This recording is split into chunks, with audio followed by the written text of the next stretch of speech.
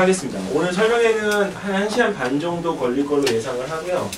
그게 어머님 혹시 일정이 있으시면 그 계산하셔서 움직이시면 될 것 같고요.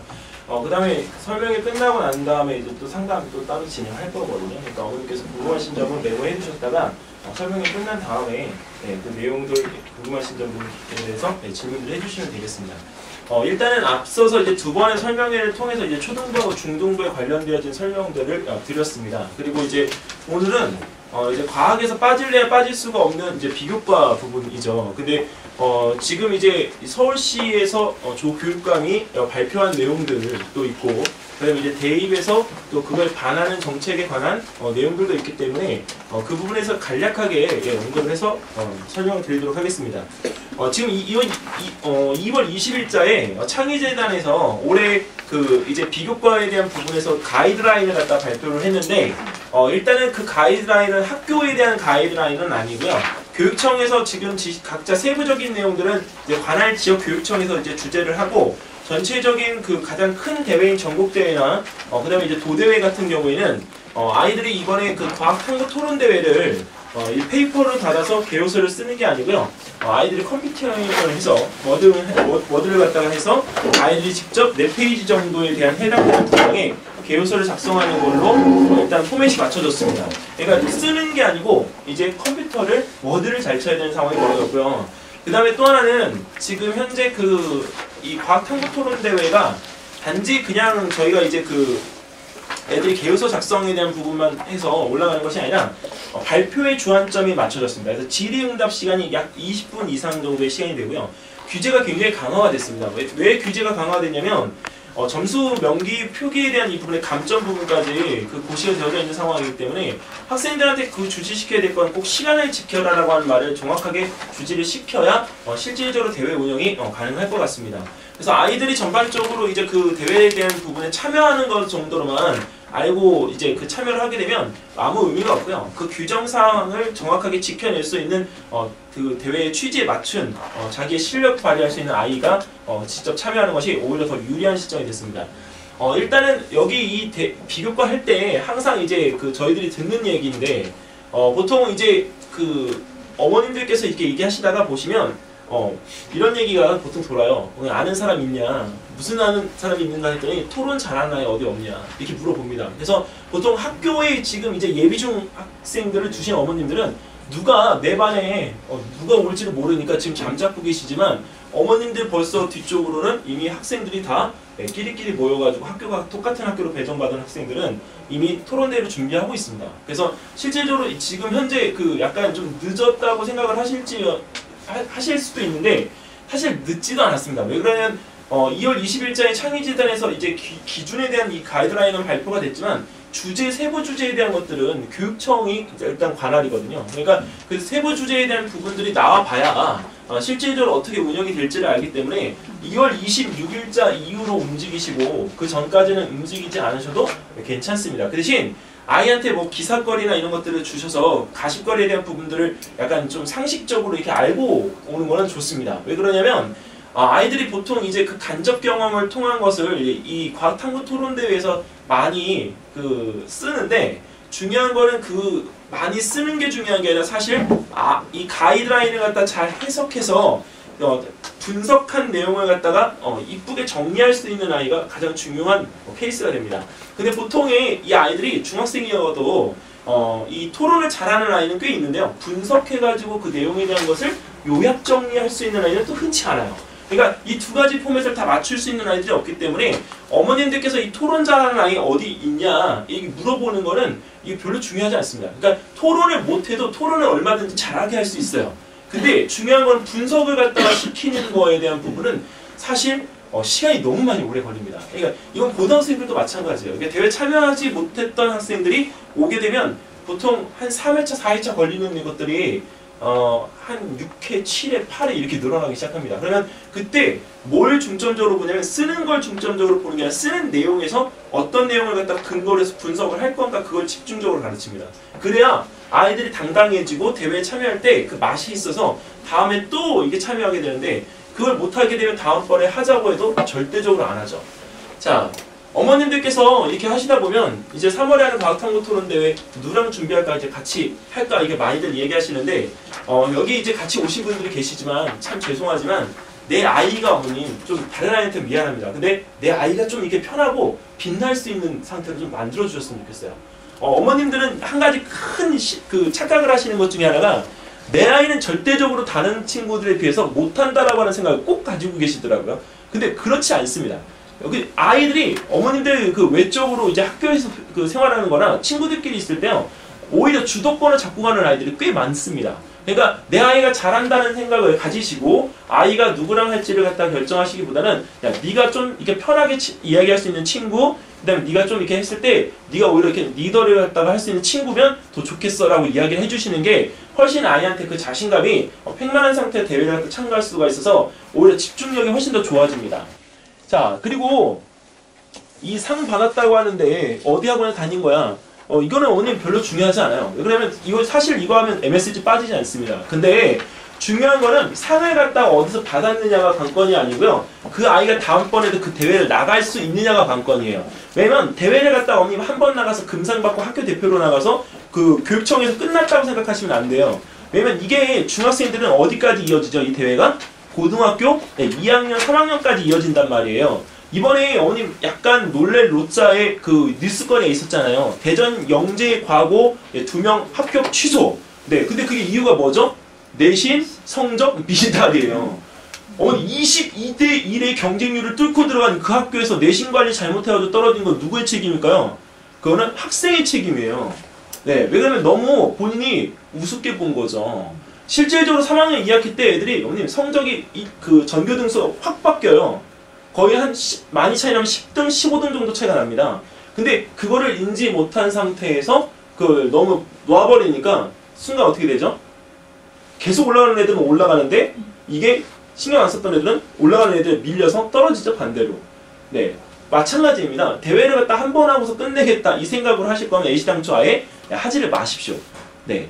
근데 이걸 고등학교 2학년, 3학년 때까지 보시고 할 거면 하십시오. 근데 이거 과학 토론 대회가 왜 중요하냐면 이 중학생들은 1년 동안에 디베이트를 할 수 있는 대회가 어머님 4개 대회가 있습니다.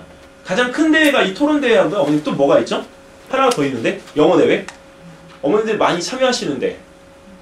네? 아버님 뭐요? 말하기 대회. 네? 말하기 대회. 말하기 대회. 그 말하기 대회는 따로 있고요. YTN에서 하는 영어 대회 있죠. 네. 그 YTN에서 하는 영어 대회는 학교를 가리지 않잖아요. 또, 그러니까 그 대회들도 실질적으로 아이들이 많이 참여하는 디베이트 대회 중에 하나인데 참 신기한 건 그 영어 디베이트를 잘하는 아이들은 또 이걸 잘 못해요. 이게 국어 해석 능력하고 영어 해석 능력하고 약간 좀 차이가 있습니다. 그래서 이런 부분들에 대한 것들을 할 땐 너무 없는 거기 한쪽에 쏠려다니지 마시고요. 내 아이한테 좀 붙여서 이렇게 좀 잘해줄 수 있는데 그걸 찾는 게 오히려 좋습니다. 자. 어머님들이 이런 소리를 잡다하게 듣다 보면 시끄럽죠? 당과 어머님 말고요. 그냥 내 아이에게 집중해 주세요. 그러면 실질적으로 이 대회는 어머님들께 될 수가 있습니다. 자, 여기 그리고 이 부분에서 어머님들 꼭 이제 이 대회를 갖다 준비하러 오실 때 제일 재미있는 거는 상담을 하다 보면 현재 아이의 위치를 파악을 잘 못하고 계세요. 그러니까 아이가 이제 어떤 학교에서 그런 위상이나 아니면 아이가 이제 너무 소심해서 대회를 못할 거기 때문에 다른 아이에게 피해를 줄 거라 이런 생각들을 하시고 오시는데 현재 그 아이의 위치를 갖다가 알고 가시는 게 굉장히 중요합니다. 왜냐면 이 디베이트 대회를 갖다 하면서 학원에서 이제 보여주는 아이들의 모습은 완전 딴파이 될 수가 있거든요. 그리고 이 대회가 실질적으로 디베이트 대회이긴 하지만 아이가 가지고 있던 잠재력을 또 끌어내줄 수도 있는 부분들이 있기 때문에 현재 아이의 위치를 진단하고 가는 의미에서 대회를 참여하시는 것도 굉장히 큰 도움이 되어집니다. 요새는 이 발표력이 좋은 아이들이 공부도 어머니 굉장히 잘해요. 그리고 이 발표력이 좋은 아이들은 나중에 집에서 학습을 할 때 본인들이 나중에 배운 학습들을 집에서 어떻게 하죠? 스스로 학습을 하죠? 어떻게 하죠? 강의식으로 학습하죠. 그러니까 그러면 암기력이 어떻게 되죠? 배가 됩니다.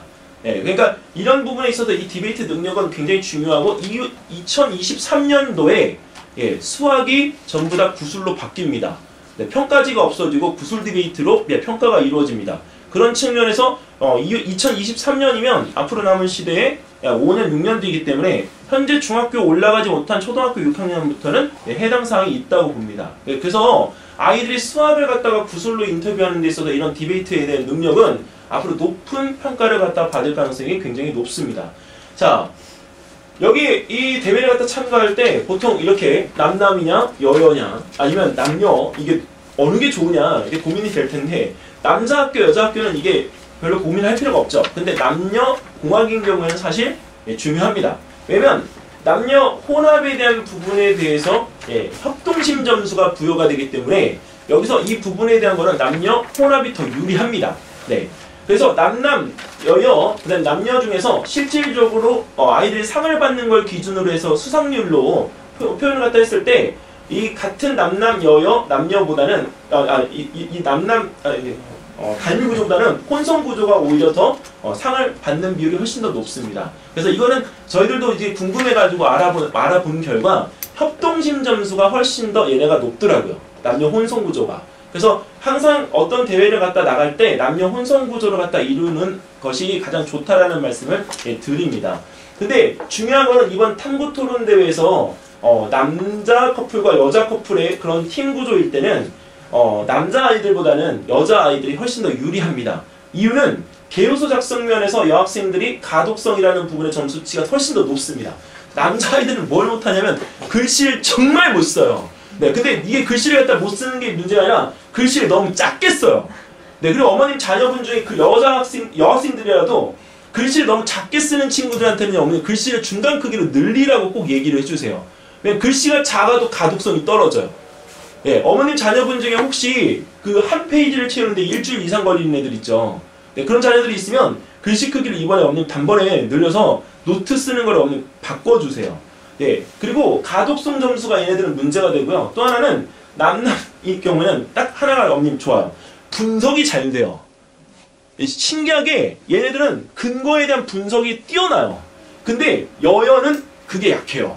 글씨는 이쁘게 쓰는데 거기에 있는 그 부분에서 이 가독성 면은 높지만 근거에 대한 부분에 대한 걸 제시하는 면이 굉장히 약해요. 그래서 실제로 여학생끼리 그 커플을 할 때는 과학적인 공부를 갖다 먼저 하고 온 친구가 사실은 유리합니다. 여기 있는 이 부분에서는. 그래서 여자 커플들이 오히려 훨씬 더 이 남남 커플보다 이 유리한 부분에 있어서는 가독성이라는 부분에 대한 걸 더 받는 경우이고, 네, 분석도 얘네들은 보통 한 4회에서 5회 정도 하게 되면 실질적으로 잘 합니다. 얘네들은. 근데 이거 왜 뭐 처음에 접근이 어려우냐면 그냥 딱 받아놓고서 자료에 대한 부분을 어디를 볼지 모르기 때문에 못하는 거지, 얘네들은 오히려 캐치가 훨씬 더 빨라요. 자, 이거를 저희가 이제 작년에 했었잖아요. 근데 평균적으로 그 부분에 대한 걸 한번 수치상으로 내봤어요, 이번에. 왜냐면 모아놨던 자료들이 있으니까. 근데 평균적인 부분은 이제 보통 여기 보시면 아시겠지만 4회를 갖다가 넘어서게 되면 그때부터 약간 절반 이상의 어떤 저희들이 원하는 목표치에 도달하는 경우들이 많습니다. 근데 보통 6회, 7회 가게 되면 이 부분에 대한 걸 갖다가 보통 한 90점 정도 준다? 이렇게 표현하면 돼요.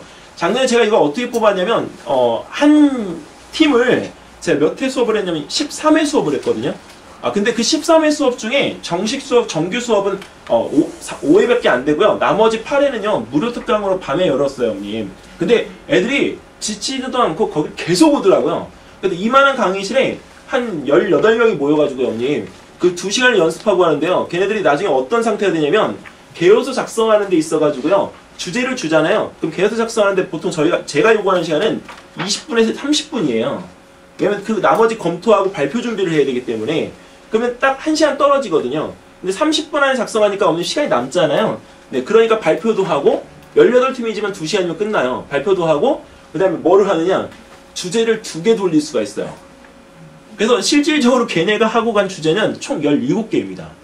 네, 근데 그렇게 하고 났는데 여기 때부터 90점 이상 나온다는 얘기는 뭐냐면 시간적인 부분에서 안정적으로 자기에 대한 표현을 해낼 수 있는 단계입니다.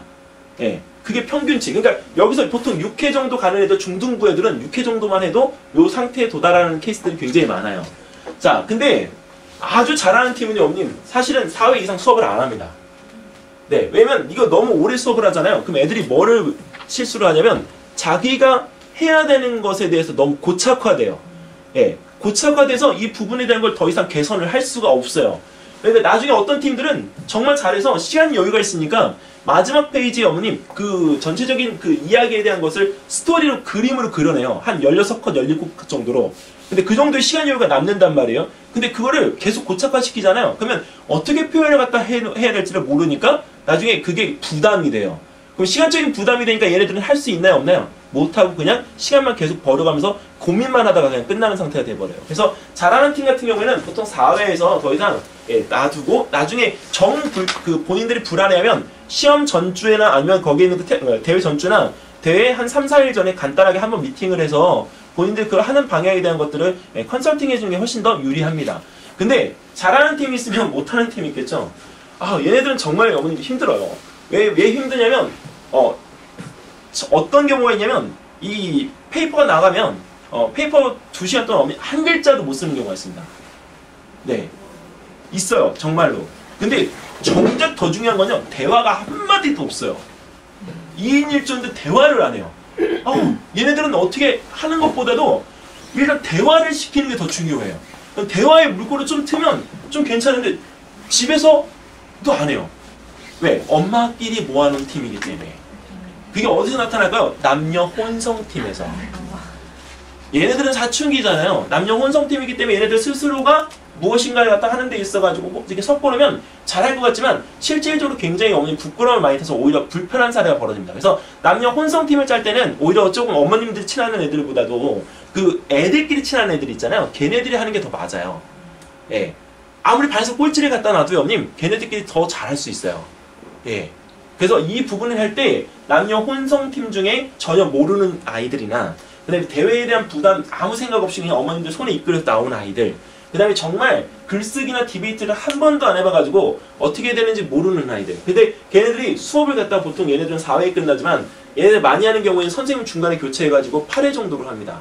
네. 그렇게 해도 여기는 이 부분에서 약간 중반 이상을 갖다 올라가기 힘들어요. 근데 얘네들 중에 약간 튀는 애들은 올해는 이렇게 갔지만 내년에 한 번 더 해보겠다고 도전하는 애들이 있어요. 근데 걔네들 중에 잘하는 애들이 있어요.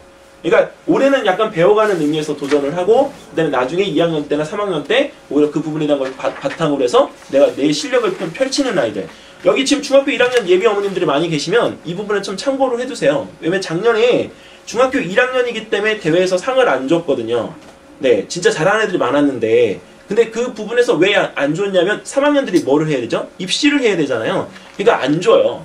네, 그러니까 거기 있는 부분에서 그 1학년들이 상을 받은 케이스를 갖다 따져보니까 여기 전체 그 관할 지역 학교 50한 6개, 7개 정도 되는 학교들 중에서 12개인가 13개인가 학교만 받고 나머지는 못 받았어요. 그 대신 저쪽에 그 어디죠? 대치동에 있는 숙명 같은 경우에는 1학년이 대표가 됐어요. 잘해가지고. 네, 근데 그런 특정한 사례를 어머님 거기 마치 우리 학교의 사례처럼 이야기하시면 안 되고요. 그건 진짜 걔네들 학교가 약간 좀 다 특색이 있는 학교들이에요. 나머지 학교들은 애들 대회에서 그 잘한 애들 있잖아요. 근데 상을 한 팀밖에 안 주느냐고 나머지 그 잘한 1학년 팀들은 또 상을 못 받은 사례도 있고요. 여기 이 송파 쪽에 있는 아주 있잖아요. 아주는 3학년들이 채점을 했어요, 어머님. 네, 학생이 채점을 했어요. 학생이. 네, 그래서 학생이 채점을 해가지고 그 대회에 참여했던 3학년이 채점을 해서 1학년 아이들을 평가해서 1학년 아이들이 상을 많이 받았어요. 네, 근데 어머님들이 가만히 있었을까요? 네, 안 있으셨겠죠. 그러니까 학교에다 거기 있는 부분에 대해서 이게 건의를 했는데 학교에서 운영 방침이랑 일단 딱 끊어버렸어요. 네, 근데 올해도 그렇게 될 가능성이 굉장히 높습니다. 근데 그렇게 되면 아이들이 바라보는 입장에서의 개우선은 단편적인 요점 정리식이 아니라 서술형의 문장형이 돼야 돼요. 아주 중학교 같은 경우는 그렇게 좀 이 형태가 바뀌어야 돼요. 예. 자, 얘네들은 그래서 잘하는 팀 같은 경우는 얘네들은 끝나지만 승률이 85% 이상 됐었고요. 그리고 여기 못하는 팀 같은 경우는 승률 5% 미만입니다. 여중에 진짜 개 중에 잘된 애들이 한 팀이나 한 1.5팀 정도밖에 없었던 것 같아요. 왜냐면 얘네들은 진짜 운이 좋았어요. 학년이 9학년이어서 상을 받을 수밖에 없는 애들이었기 때문에 아니면 참여 팀 수가 아예 거의 없거나. 네. 자, 여기 이쪽에 어머님들 자녀분들 중에 학교에서 어머님 애들이 안 하려고 해서 약간 학교가 이 대회에 참여하는 학교가 대회 참여 팀수가 적은 학교들 있잖아요. 무조건 나가세요, 어머님. 예, 그러면 진짜 거의 8, 90%는 그 아이가 수상권 안에 들어갑니다. 근데 이 얘기를 제가 왜 드리냐면 비교과에서 어머님 상을 받는 게 중요할까요? 중요하지 않을까요? 왜 중요하죠? 아니에요. 자소서에는 못 써요, 어머님. 네. 자소서는 특히 중등 입시 과정에서의 그 자소서에 기록이 될 수가 없어요. 네. 근데 왜 그 상을 자꾸 받으려고 할까요? 네? 세특이요? 아유, 세특은 이제 어머니 중요하긴 한데 세특에까지 어머니 거기에다 넣을 정도로 그게 아니에요. 예. 왜 중요하죠? 상을 한 번 받으면요, 어머님. 네, 그렇죠. 자신감이 엄청 올라가요. 엄청 올라가요.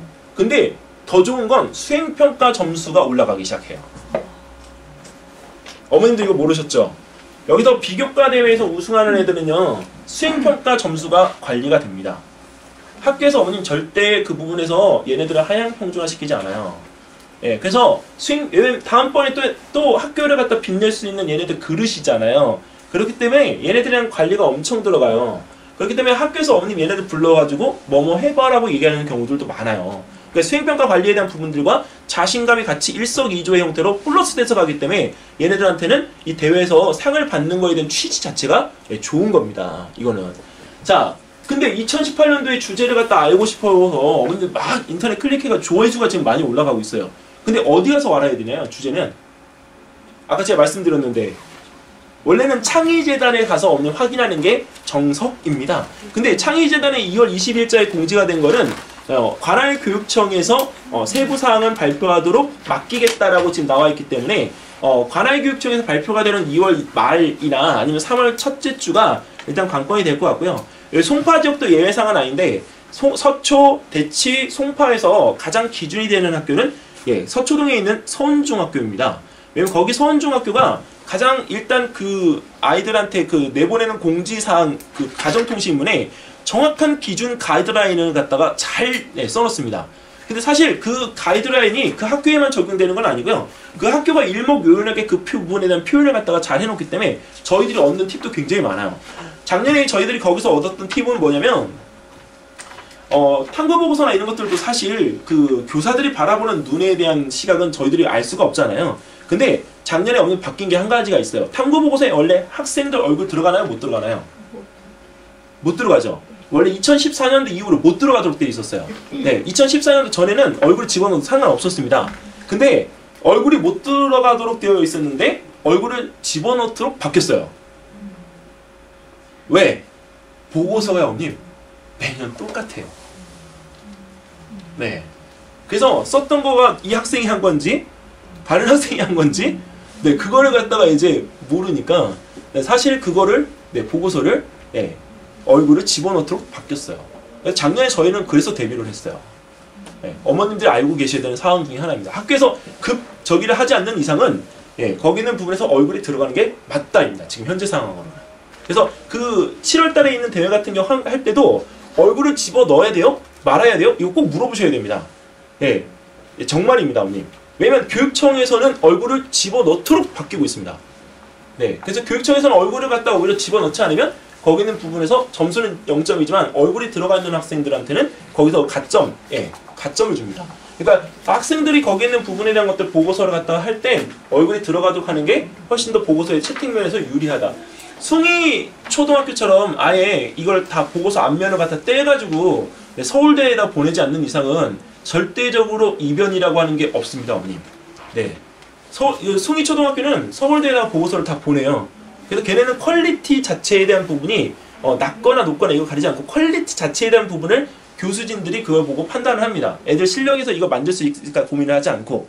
근데 지금은 다른 학교들 같은 경우에는 애들이 그거를 했느냐 안 했느냐 따지는 게 먼저 1차적인 거예요. 근데 이런 탐구 토론대회는 애들이 1차적인 그 했는가 안 했는가를 따져볼 필요가 있을까요? 없을까요? 없죠. 왜? 애들이 현장에서 하니까. 당일날 주제가 나오는데 몇 시에 나오냐면 8시 반에 나옵니다. 당일 교무실에서 그 대회에 대한 전체 취지에 대한 부분들이 알려지고 그 아이들한테 주제가 나오는데 중요한 거는 그 주제에 대한 부분들이 사전에 공지가 되는 경우가 있습니다. 그럼 주제가 사전에 공지가 되면 그때부터 어머니 준비를 꼭 하시는데 그 주제에 관련돼서도 정확하게 그것만 준비하지 마시고요.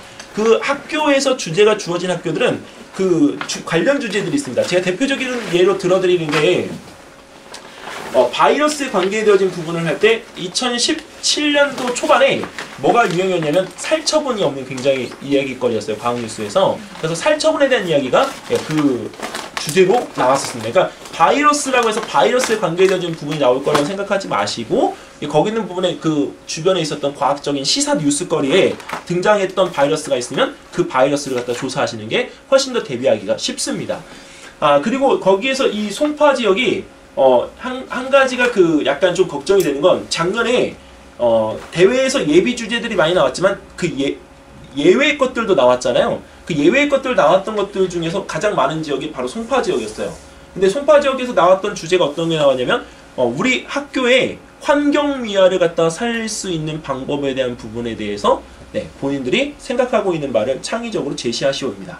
근데 사실은 그거 진짜 어려웠어요. 중학교 2학년 그 애들이 와서 해야 하는데 그거 주제를 갖다 받아들였을 때 사실 그거에 대한 부분에 가이드라인이 있을까 했는데 찾아보니까 있더라고요. 있는데 그거 자체를 애들이 그 몇백 장이나 되는 걸 갖다 소화해내기는 너무 힘들고요. 그걸 갖다 자기가 정리해서 하려고 하는데 얘네들 그걸 해본 적이 없으니까 주제도 생소하고. 근데 사실 그 주제를 갖다 잘 소화해냈던 애들은 자연관찰 탐구대회에 계속적으로 5학년 때하고 1학년 때 참여했던 애들이 있잖아요. 걔네들이 잘하더라고요. 그래서 그런 부분에 있어서 그 대회 비교과를 갖다 해봤던 애들이 다른 비교과도 잘하는 것처럼 여기는 이 부분에서 주제가 어떤 게 나올지는 모르지만 비교과를 한 번이라도 해본 친구들이라면 너무 걱정하지 마시고 조금 기다렸다가 아이들 시켜주시면 되겠습니다. 자, 여기 창의재단 사이트에 들어가면요, 어머님 여기 이렇게 공지되어 있습니다. 2018년 청소년 과학탐구대회. 그 요강은 어머님들께서 뽑아보시지 않도록 수고를 덜어드리려고 제가 맨 뒤에다 다 붙여놨습니다. 그래서 거기에 있는 부분에 대한 것들을 어머님들 집에 가서 꼼꼼히 보시면 되겠고요. 기계공학대회라고 해서 어머니 과학상자 있었잖아요. 과학상자는 올해까지만 운영을 합니다. 내년부터는 폐지입니다. 그래서 내년부터는 운영을 갖다 하지 않기 때문에 실질적으로 거기에서 그 과학상자라고 하는 부분에 대한 것들은 아두이노로 바뀐다고 보시면 되겠습니다. 아두이노. 아두이노라고 하는 거는 스크래치 프로그램을 가지고 이제 공작을 해서 저희 예전에 브레드보드라고 해서 왜 FM 라디오 제작하고 하는 것들이 있었잖아요. 근데 그런 것들이 지금은 이제 간편하게 납땜이나 이런 것들 안 하도록 끼워넣는 형태의 브레드보드라는 형태로 지금 진행을 하고 있습니다. 근데 이 브레드보드가 2014년, 15년도까지는 사실 강사가 없어가지고 너무나도 그 부분에 대한 거를 하기가 좀 힘들었는데 지금은 이제 코딩이 들어가면서 이 브레드보드를 다룰 수 있는 사람들이 굉장히 많아졌어요. 그러니까 어머니들께서 앞으로 그 약간 기계공학 쪽을 갖다가 관심 있고 시키시려면 브레드보드를 통한 아두이노 교육을 어머님 꼭 시켜주세요. 그래서 대치동 같은 경우에는 제가 어머님들 오면 아예 그냥 딱 잘라서 두 군데를 가라고 말씀을 드려요. 어딜 가라고 말씀드리냐면 하나는 유비쿼터스라는 컴퓨터 학원이고요. 시대인재 바로 옆에 있습니다. 그리고 하나는 거의 PI 학원 그 위층에 노보링크라고 있습니다. 근데 그 노보링크가 가장 오래됐어요. 그래서 사실 아이를 가르치는 노하우가 제일 많아요. 그래서 그런 부분들에서 가끔 이제 주말 같은 때에 아이들하고 거기 가서 애들 수업 받으면서 어머님들은 잠깐 시간 보내시고 하시면 오히려 그 한 번이 도움이 굉장히 많이 됩니다. 오히려 과학 공부를 갖다가 이런 얘기 들어서 좀 그렇지만 과학 공부를 여기 주말에 3시간 하는 것보다 초등학교 5, 6학년이 거기 가서 3시간 하고 오는 게 훨씬 더 도움이 됩니다. 어머니들이 생각하는 과학에 대한 흠뻑, 과학에 대한 심취하는 이런 부분들이 그걸 통해서 많아질 수가 있습니다. 그리고 아직 이제 어머님들께서 한 가지 주의하셔야 될 건 코딩 학원들이 굉장히 많이 생겼잖아요. 네고 블록을 갖다가 해서 위주로 하는 학원들도 생기고. 근데 네고 블록은 전 세계 대회가 있어요. 그 대회가. 근데 그런 대회들이 또 참여를 갖다 하면 좋은데 그게 확실한지. 그리고 또 다른 코딩을 갖다가 이제 하면서 모든 이게 스크래치에 대한 명령어 단어들을 이렇게 패드로 해가지고 짜맞추게 되면 그 앞에 있는 노봇이 동작을 어떻게 하는 것을 직접적으로 보여주는 단계들도 있습니다. 근데 그런 단계들이 좋은데 커리가 어머님 적어도 6개월 이상 있는 커리들. 왜 그러냐면 짧게 해서 간단하게 다니는 특강 때 말고요. 6개월 안정적으로 배울 수 있는 커리를 어머님 좀 넣어주세요. 근데 너무 오래는 하지 마세요. 이유는 코딩을 통한 아두이노를 할 때는요, 어머님 이거를 직접적으로 본인이 배우는 단계는 필요하지만 너무 학원에서 배우는 걸 위주로 하면요 나중에 그 대회나 이런 것들 분명히 나가거든요. 근데 대회를 나가면 애들이 창의적인 부분을 할 수 있을까 없을까요?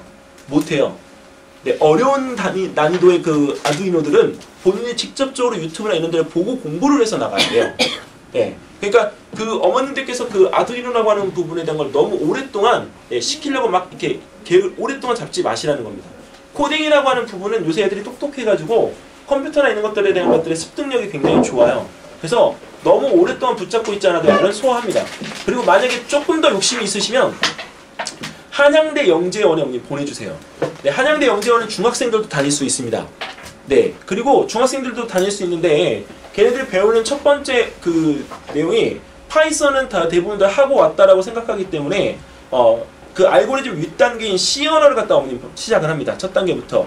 근데 작년 같은 경우에는 한 가지 그 아셔야 될 게 C 언어를 갖다가 질문을 한 아이도 있고요. C 언어를 질문을 안 한 아이들도 있어요. 왜냐면 그 어머님들이 그 판단하실 때 C 언어를 할 수 있는 아이들을 선별했다는 내용이 들려서 그 바로 잡아드리려고 말씀을 드리는 겁니다. 그러니까 C 언어를 굳이 하지 못하는 아이도 가서 배울 수가 있다. 근데 초등학생은 C 언어를 할 수 있어야 됩니다. 왜냐면 걔네들이 누구랑 같이 수업을 듣죠?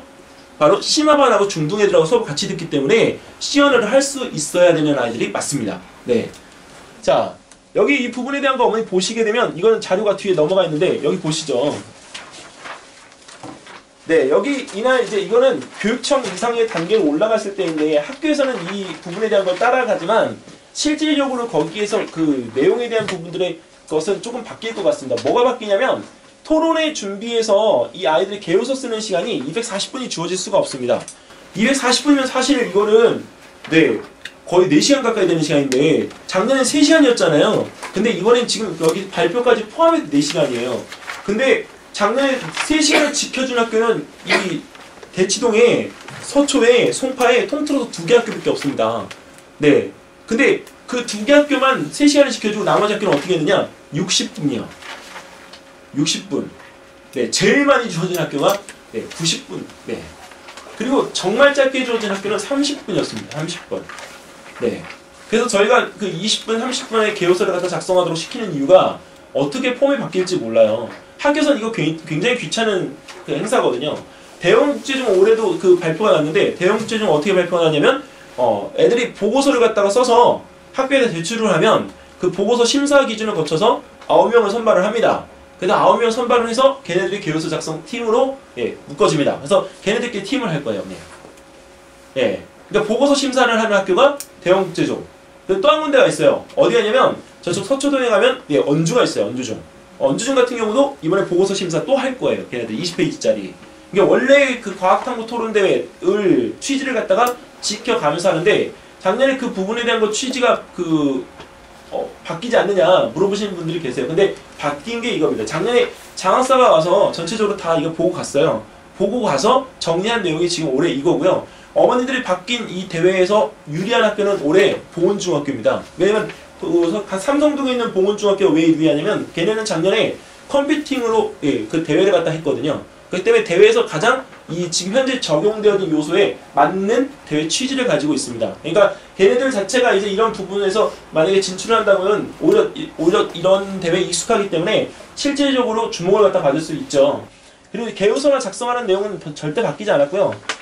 그리고 여기서 토론 순서를 갖다가 예전에는 선별해서 그냥 번호수로 나열을 했었는데 지금은 추첨으로 바뀌었습니다. 네, 추첨으로 바뀌고 토론에 대한 본선 토론 같은 경우도 240분. 근데 뭐가 중요해졌냐면 여기서 형님 컴퓨터 노트북은 본인이 가지고 가는 게 아니고요. 거기서 제공한 컴퓨터만을 갖다 사용할 수가 있고 프로그램도 제공한 프로그램만 사용할 수가 있습니다. 더 중요한 건 인터넷이 활용이 안 됩니다. 네, 그러면 여기서 제공되어진 그 파일들이 있잖아요. 파일들을 열어보고서 거기 안에서 정리가 돼야 됩니다. 네. 그 아이들이 종이 페이퍼를 갖다 이게 너저분하게 하지 못하니까 뭐가 일단은 제일 힘들까요? 자료를 순별로 선별하는 과정에 대한 게 제일 힘들 거예요. 네. 그래서 이번에 원포인트 레슨으로 만약에 한다면 아이들이 자료를 갖다 선별하는 방법에 대한 부분만 어떻게 할 건지 디자인하는 연습만 시켜도요. 가장 큰 수학을 갖다가 얻을 수가 있습니다. 자, 그리고 또 하나 여기 보시면 아래 한글을 쓰는데 이번에 하나 더 들어간 게 얘네가 이걸 다 작성을 하고 나서 거기에 이 파일을 PDF 파일로 만들어서 제출을 해야 됩니다. 그러니까 컴퓨터적인 요소를 전혀 모르는 친구들 같은 경우에는 이 과정들이 너무 힘들 수가 있어요. 그리고 또 하나는 토론의 개요소도 내매 그 밑으로 가는 경우가 이제 감점 사례는 없는데 잠깐만요, 어머님. 이거 보여드릴게요. 네, 여기 보시면 이 심사 기준에서요 토론 개요서 작성에 내용적인 부분이 점수가 제일 작아요. 그러면 그거는 앞에서 제가 그 써놨던 것처럼 개요서 작성에 대한 부분을 보는 게 아니라 토론의 본질을 보겠다라고 하는 취지가 굉장히 강하거든요. 그러니까 본인이 여기서 이 처리 능력이나 정보 수집이나 분석하는 것들에 대한 부분들을 얼마나 창의적으로 제안을 할 수가 있는지, 그리고 정말 중요한 거는 여기 개요서 작성할 때 작년에는 그 내용을 갖다가 이제 안 했었지만 올해 꼭 써야 될 게 본인이 제안하고자 하는 방향에 대한 주장을 할 수 있는 근거들이 있을 거 아니에요. 주장이라는 단어를 갖다 완전 표기를 하고요. 주장을 한 줄이나 두 줄로 반드시 써야 됩니다. 네, 올해는. 근데 주장을 갖다 쓰지 않으면 그 주장에 대한 부분을 갖다가 아이가 뭐를 하고 있는지 모르니까 방향을 갖다 못 잡아요. 심사관들도. 그래서 토론계 요소에 반드시 꼭 들어가야 될 건 서론, 본론, 결론 하든 아니면 또 다른 형태로 적든 그 부분에서 주장 부분은 반드시 들어가야 된다. 근데 주장은 결론에 들어가는 게 아니고 결론 전에.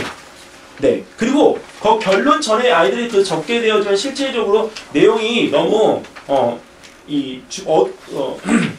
주서 없지 않나? 아닙니다. 주장은 맨 앞에 적는 게 아니고요.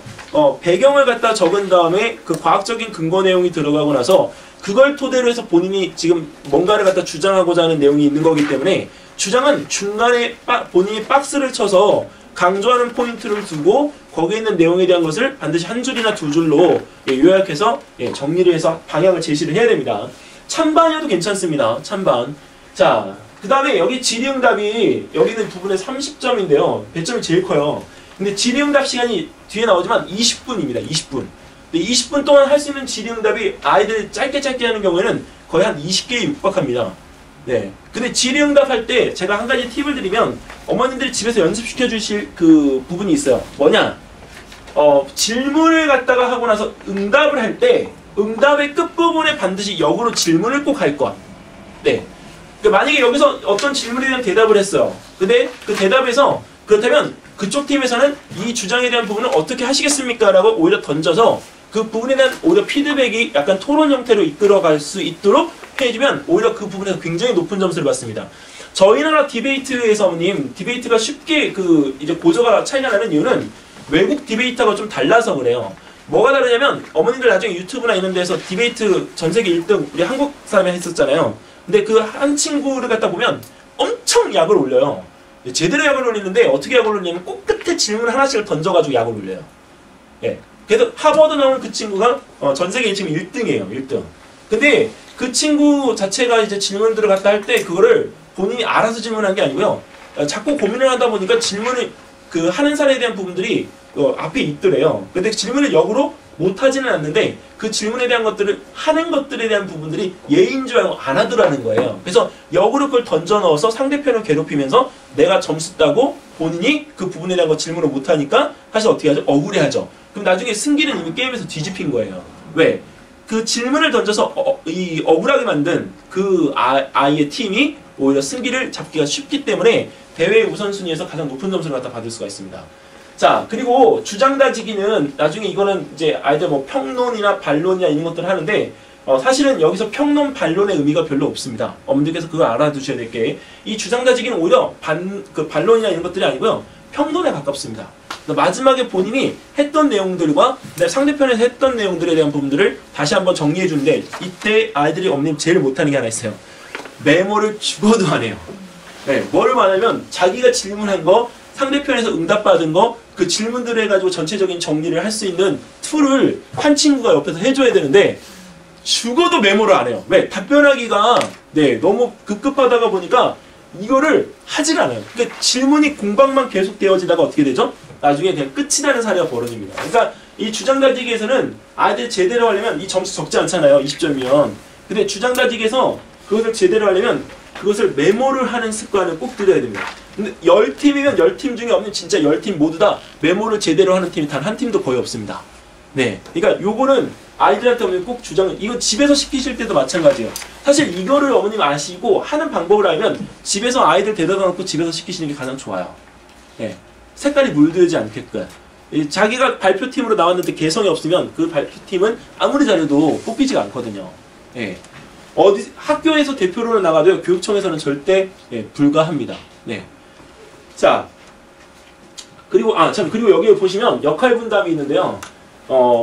이거 한 가지 오늘도 제가 어떤 한 친구를 본방학에서 지금 잠깐 그때 못했던 수업이 있어가지고 보강으로 하면서 불러냈는데 오늘 한 친구를 엄청 혼냈어요. 왜냐면 안 그랬었는데 얘네가 지금 4회째 들어가는데 한 친구는 쓰는 게 굉장히 늘었어요. 예. 근데 얘네 팀은 원래 발표가 되기 때문에 쓰는 거 연습을 엄청 많이 시켰거든요.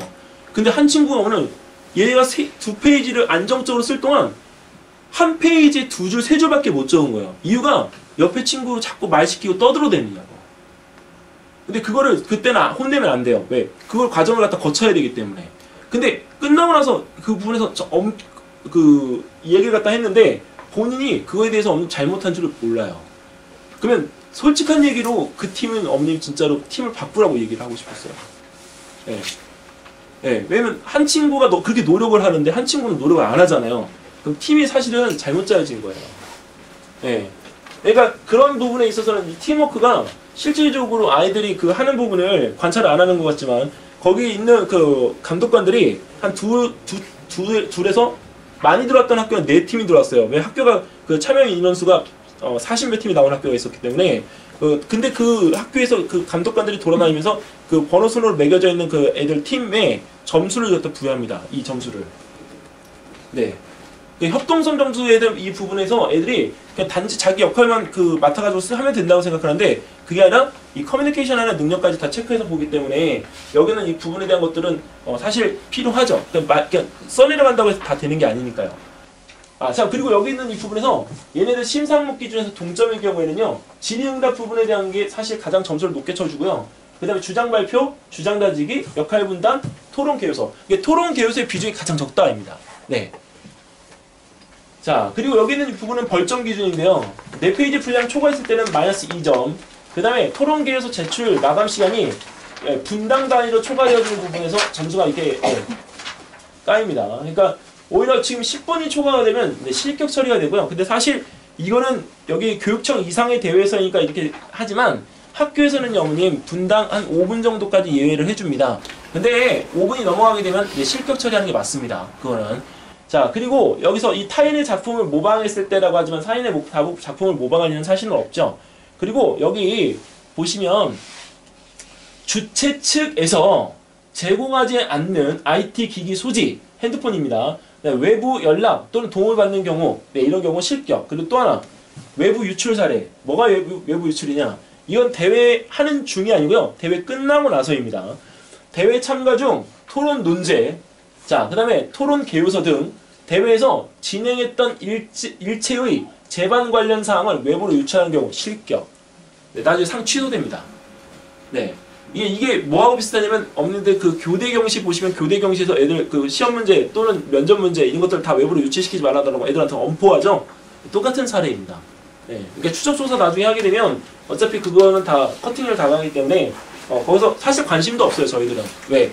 이 부분에서 이거 안다고 해서 그걸 다 따라서 할 수는 없기 때문에 어떻게 하는지 형태만 알면 아이들이 거기서 순발력 있게 충분히 그 자리에서 20분간을 애들을 교육을 시켜줍니다. 그러니까 그 안에서 사실 여기 있는 이 부분에서 할 수가 없으면 미리 선행을 하고 가야 되지만 그렇게까지 하지 않아도 참여할 수 있습니다. 자, 여기까지 어머님 올해 지금 나왔던 자료들에 대한 이야기는 드렸고요. 이제 소문과 현실이라는 내용으로 잠깐 말씀을 드리겠습니다.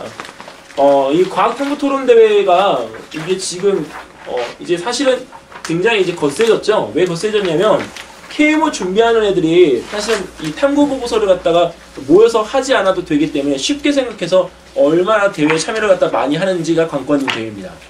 왜냐면 KMO 애들은 이 탐구 보고서를 갖다 작성을 할 수가 없잖아요. 근데 탐구 보고서 작성할 수가 없는데 이 대회는 본인이 나온 개요소의 자료만 보고서 작성할 수가 있기 때문에 부담이 전혀 없어요. 그러다 보니까 KMO 출전하는 친구들이 많이 참여를 해서 사실은 이게 올해 대회가 더 북적북적되고 참여 인원 팀 수가 많아졌습니다. 작년에 그 사례가 이제 벌어지다 보니까 올해 무슨 일이 또 벌어질 것 같냐면 KMO가 올해 쉽다는 얘기가 있어요. 그럼 KMO 쉽다는 얘기가 있으니까 마음의 부담이 좀 더 덜하겠죠. 애들이 대회에 집중할 거는 올해 1학년들 같은 경우는 자연관찰 탐구 대회하고 이 과학 탐구 토론 대회에 전면적으로 집중할 것 같습니다.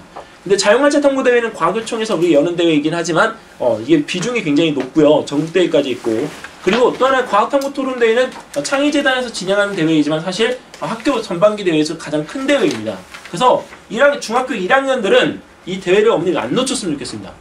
네, 사실. 그리고 자연관찰 탐구 대회는 중학교 1학년 때만 할 수 있습니다. 초등학교 5학년 때와 중학교 1학년 때만. 그럼 중학교 2학년들은 할 게 없냐? 있죠. 네, 6학년들과 중학교 2학년들은 과학 탐구 실험 대회가 있습니다. 그건 자기 학년밖에 참여할 수가 없습니다. 그렇기 때문에 그 대회에 나가는 아이들이 사실은 가장 이제 그 적은 인원으로 경쟁을 하기 때문에 아이들이 가장 높은 성적을 갖다 올릴 수 있는 대회이기도 합니다. 탐구 실험 대회는 선발되어지게 되면 2차 본선을 가는데요. 본선 갔을 때는 4시간 동안 아이가 주어진 재료를 가지고 실험해서 결과 도출해서 실험 보고서까지 작성하는 거를 기준으로 합니다. 근데 실험이 어렵냐? 어렵지 않습니다. 네, 어렵지 않습니다. 할 수 있습니다. 근데 그걸 왜 아이들이 모르냐? 대회를 갖다가 해보지 않고, 또 하나 학년에 딱 맞는 대회이기 때문에 6학년과 중학교 2학년 또는 초등학교 5학년과 중학교 1학년이 아니면 참여할 수가 없는 대회라서 다른 아이들의 관심을 많이 받지를 못합니다. 그래서 아시는 분들만 사실은 그 대회를 한다라고 생각하시면 되겠고요. 아까 말씀드린 과학탐구실험대회 같은 경우는 사실 아는 사람 중에서도 더 아는 사람, 네, 알지 못하시는 분들은 그 대회에 대한 취지 자체를 모르기 때문에 참여하는 경우가 거의 없습니다. 네. 그래서 6학년들 같은 경우는 그 대회가 어머님 해보시면 제가 왜 하라고 하는지 충분히 이해가 되실 거예요. 특히 영재고나 이런 데에서 캠프 활동 같은 거 나중에 시키실 어머님들은 학원에 나중에 비싼 돈 들여서 보내지 마시고 그 대회를 2번만 참가시켜 주세요. 그러면 캠프 능력이 어떤 건지 어머니 금방 확연하게 드러납니다. 네. 왜냐면 4시간 동안의 그 캠프 능력에 대한 부분들이 아이들 보통 그 협동심을 발휘해서 자기가 수행해야 되는 실험, 수행해야 되는 목표를 갖다가 어떻게 하는지를 관찰하는 거기 때문에 사실 대회에서 상을 받으면 안정적으로 영재고 캠프에 가서 캠프 수행을 할 수가 있습니다. 네, 그 상을 받는 의미에서는 그런 게 검증이 되기 때문에 사실은 그 의미가 좀 남달라요. 그거는. 자, 근데 이런 대회를 갖다가 할 때 사실 머리 아프죠. 어떻게 나갈까? 어떤 학교는 학교에서 미리 예선전을 해서 아이를 선발을 하고요. 또 어떤 학교는 이걸 전혀 몰라서 오히려 아이한테 그걸 가지고 오라고 해서 선생님이 추천서를 써서 그 팀만 나가는 경우도 있습니다. 재밌어요, 이 대회는. 그러니까 어머님들이 올해 3월 달에 이제 학교에 가시게 되면 이런 대회가 이제 참여를 할 거다라고 미리 운을 띄워두시는 게 좀 좋아요. 예, 그거는 담임 선생님께서 나중에 그럼 추천서에 대한 부분들을 어떻게 쓸 건지에 대한 부분이 미리 준비를 해놓기 때문에 좀 가볍고요. 4월 달이 그 과학의 달이라서 이런 대회들이 많잖아요. 근데 얘네들은 5월 달부터 합니다, 대회를. 네, 그러니까 이 가정의 달, 스승의 날 다 끝나고 난 뒤에 하기 때문에 사실은 선생님들이 좀 가벼운 상태에서 이 대회들을 준비를 하실 수가 있어요. 단 중학생들이기 때문에 중학교 1학년은 사실은 상관이 없지만 시험을 보는 경우에는 기말고사가 걸리죠. 네, 근데 기말고사 신경 안 쓰시고 준비를 하셔도 가볍게 하실 수 있습니다. 네, 만약 준비가 필요하다는 경우는 중학교 1학년이 하는 자연관찰 탐구대회 정도는 준비를 좀 하시는 게 좋습니다. 이유는 하면 상을 받을 수 있기 때문에. 네. 자, 그러면 이번에 어머님 요건 페이지 잠깐 넘길게요. 앞에서 얘기를 했기 때문에 지금 모든 비교과대회는요 학생 중심으로 지금 바뀌어가고 있기 때문에 어머님들께서 손을 많이 이렇게 대주시는 것이 사실은 올바르다라고 이야기를 할 수가 없습니다. 이거는 2016년도부터 지금 그 교육부에서 지금 추진 중이고 지금 제일 거센 지역은 사실은 강서죠, 강서. 네, 강서 목동 지역. 네, 목동 지역 같은 경우는 좀 덜하지만 강서 지역은 이게 엄청 어머님 힘들어요. 왜 그러냐면 제일 관건은 보고서에서 상을 받으면 심사가 들어가는데 학생이 했느냐 안 했느냐가 일단 관건이에요. 그렇기 때문에 걔네들은 그 상을 받게 되면 그 자리 앞에서 다 시연을 해야 돼요. 네. 근데 그게 지금 어디서 또 하고 있냐면 압구정동에 있는 신사중학교 같은 경우도 마찬가지입니다. 그러니까 그런 데에서 심사를 할 때 학생이 시연을 해서 그거를 제대로 수행할 수 있으면 수상을 갖다가 주지만 대표로 내보내지만 만약에 그렇지 않으면 이것을 대표로 내보낼 수가 없다고 판단돼서 실격 처리를 해버립니다.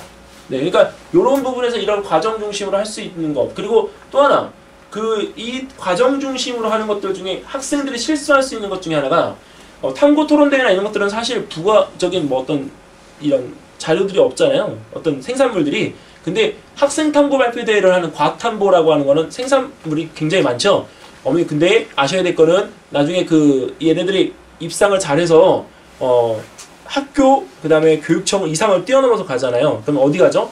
전람회 가잖아요. 근데 전람회 갈 때는 어머니들이 그 알고 계셔야 될 거는 그 쓰던 쓰레기 있잖아요. 쓰레기까지 버리지 마셔야 돼요. 네, 그래야 아이들이 그 수상권에서 높이 올라갑니다. 그래서 실제적으로 특성이나 있는 애들 받는 애들은 1년 동안 쓰레기 안 버리고 다 냉장고에다 처박아둬요. 네, 어머니 모르셨죠? 네, 근데 그것들을 저희가 나중에 하는 애들 관리를 할 때 그렇게 하거든요. 그래서 냉장고 안에도 넣어놓고 아예 꺼내질 않아요. 네, 그때 돼서 꺼내는데 그렇게 해서 나중에 챙겨서 보내야 되는 이유들이 다른 애들하고 경쟁해야 되는 다른 애들은 이쁘게 잘 만들어 오고 이게 잘해요. 주제나 이런 것들도 뛰어나요. 근데 뭐냐면 전반적인 거에 1부터 100까지의 순서대로 보여주지를 못해요. 근데 거기서 준비해서 가는 애들은 1부터 100까지 순서대로 준비해서 이게 가서 하면 자기가 본인이 해왔던 그 기억들이 있기 때문에 그 기억대로 그대로 스토리를 다 설명할 수가 있습니다. 네, 그래서 오히려 준비시킬 때는 그런 부분들이 오히려 좋고요. 그리고 학생들 스스로가 이제 했다라고 하는 부분에서는 근거가 충분히 되기 때문에 거기서 그런 것들에 대한 것들을 챙겨주는 거는 부모님들께서 좀 해주셔야 돼요. 네.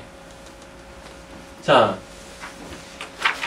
그리고 올해는 이제 그 약간 4차 산업혁명이라는 주제가 지금 올해 가장 화두잖아요. 어디서든지 4차 산업혁명이 안 나오는 곳이 없는 것 같아요. 왜냐면 그 어른들 대상으로 하는 강연 프로나 그다음에 어른들 대상으로 하는 외부적인 어떤 강연이나 그다음에 심지어는 책들의 베스트셀러나 모든 것들이 다 지금 4차 산업혁명에 맞춰져 있습니다.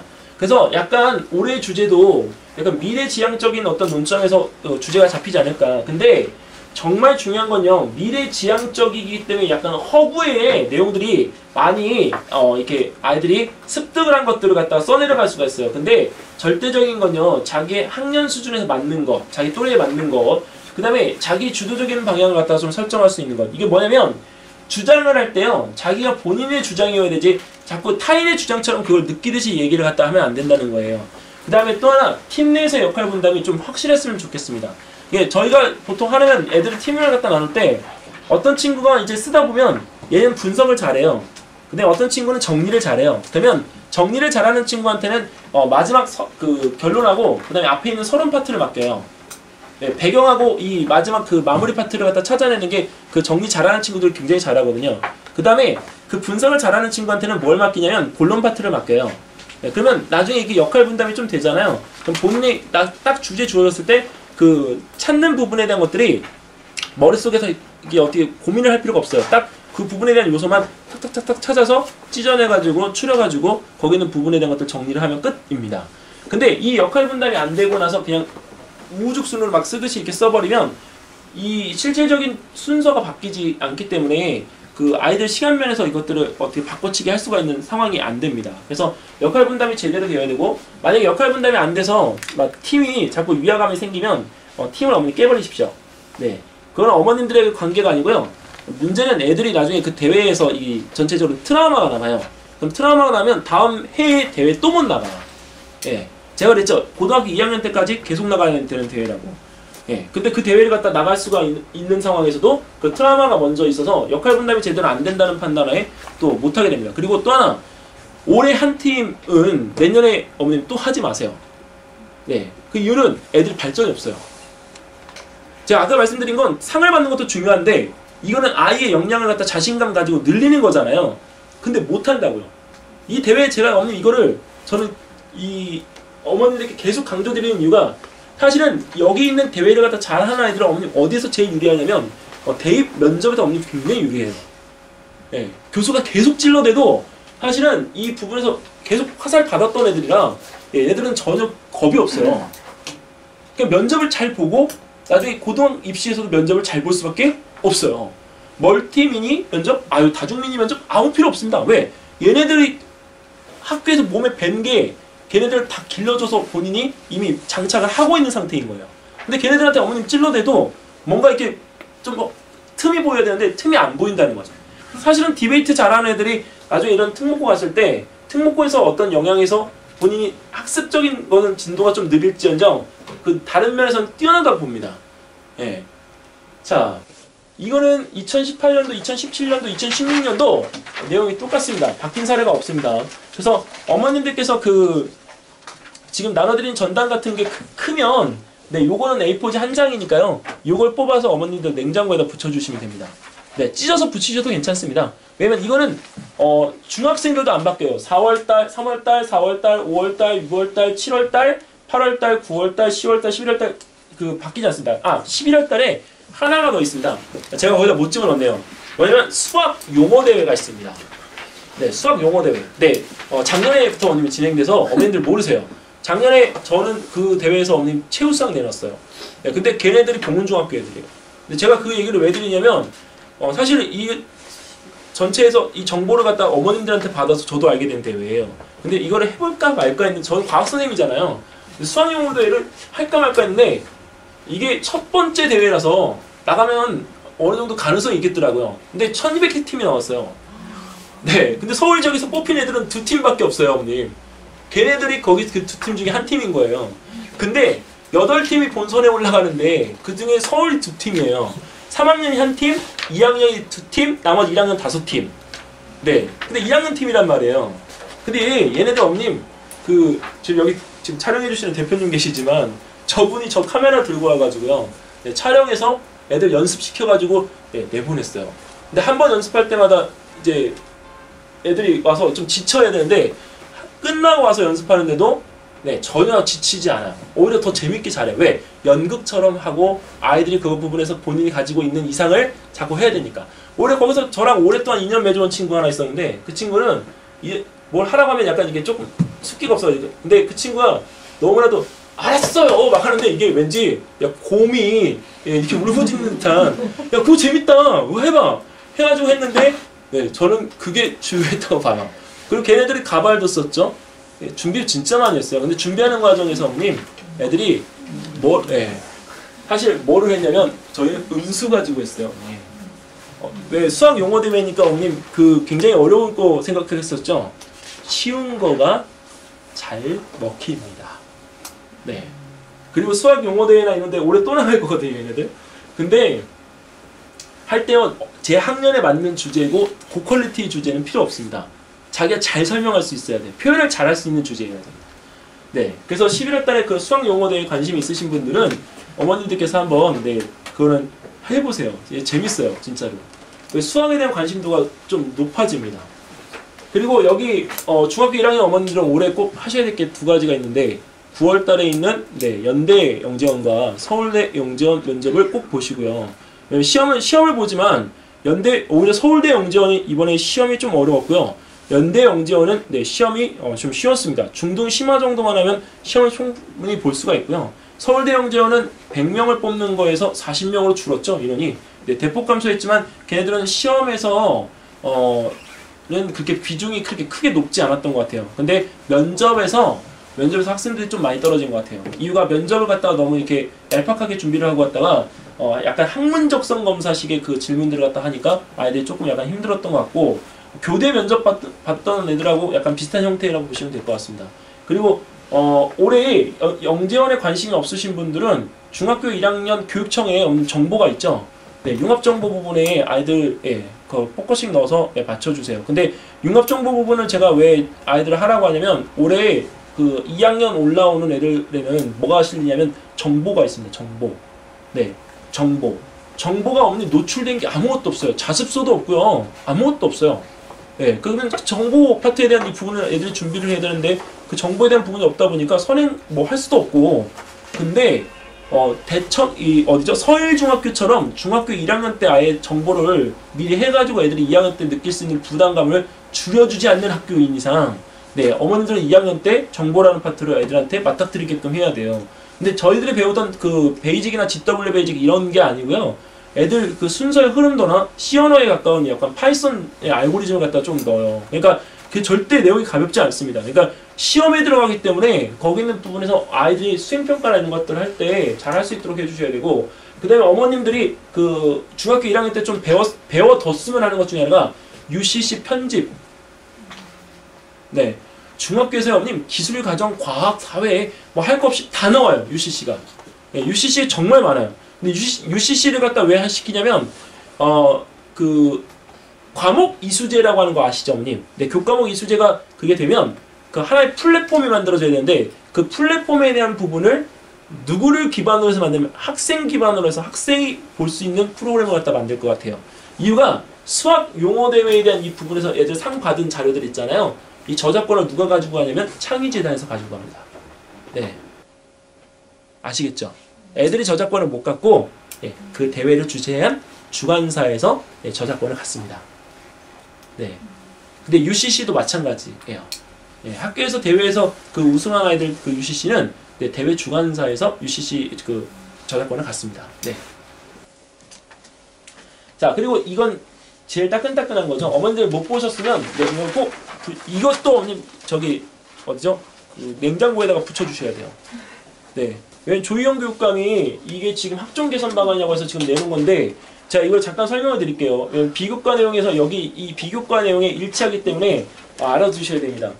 정규 교육과정으로 학생부 기록을 제한한다. 근데 비교과 영역 반영 대폭 축소인데 이 비교과 영역에 대한 그 반영 대폭 축소가 학교 외입니다.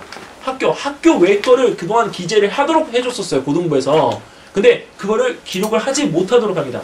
그래서 서울에서 제일 상이 적은 데는 고등학교 중에 상이 5개밖에 안 나와요. 1년에. 근데 어떤 학교는 상이 졸업할 때까지 몇 개 나오냐면 224개가 나옵니다. 네. 정말 충격이었어요. 왜냐면 상을 받으려고 그렇게 해도 상을 못 받는데 어떻게 200개의 상을 갖다 만들어낼 수가 있는가. 네. 근데 그 224개의 상을 만들어내는 그 학교하고는 완전 이게 차이가 벌어질 수밖에 없는 거예요. 그러니까 그런 부분에서 형평성이 어긋난다. 근데 지금의 상은 상을 잘하는 아이들 같은 경우는 어머님 그거를 상을 받고 싶어도 못 받아요. 상을 받을 때 어떻게 하죠? 전화가 오죠? 이번에 상 양보하라고. 예. 네. 전화가 와요, 어머님. 이게 얼마나 치사하고 그런지 전화가 온다니까요. 분명히 잘해서 상을 받아야 되는데 양보하라고 전화가 옵니다. 예. 네. 그때 어머님도 판단을 잘 하셔야 됩니다. 이거 제가 어떻게 말씀드릴 수가 있는 상황이 아니에요. 치사하죠. 이게 요새 중학교, 고등학교의 현장 실태입니다. 네. 이거 나중에 지워주세요, 대표님. 네. 우리들끼리만 얘기해. 네. 네. 이 어머님들이 정말 이거 나중에 하실 때 이거 판단을 잘 하셔야 돼요. 그 대신 나중에 만약에 한번 뒤로 밀려갈 거면 다음번에 이거를 꼭 이렇게 해주세요라고 꼭 얘기를 하십시오. 네. 왜냐면 제 주변에 있는 애들은 상을 받는 애들이 꽤 있어서 그거를 계속 얘기를 듣는데 제가 스트레스 받아요.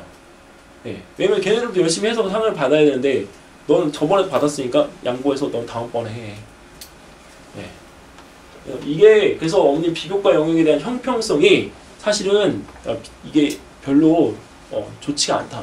네. 근데 그런데도 해야 되는 이유가 있는 거죠.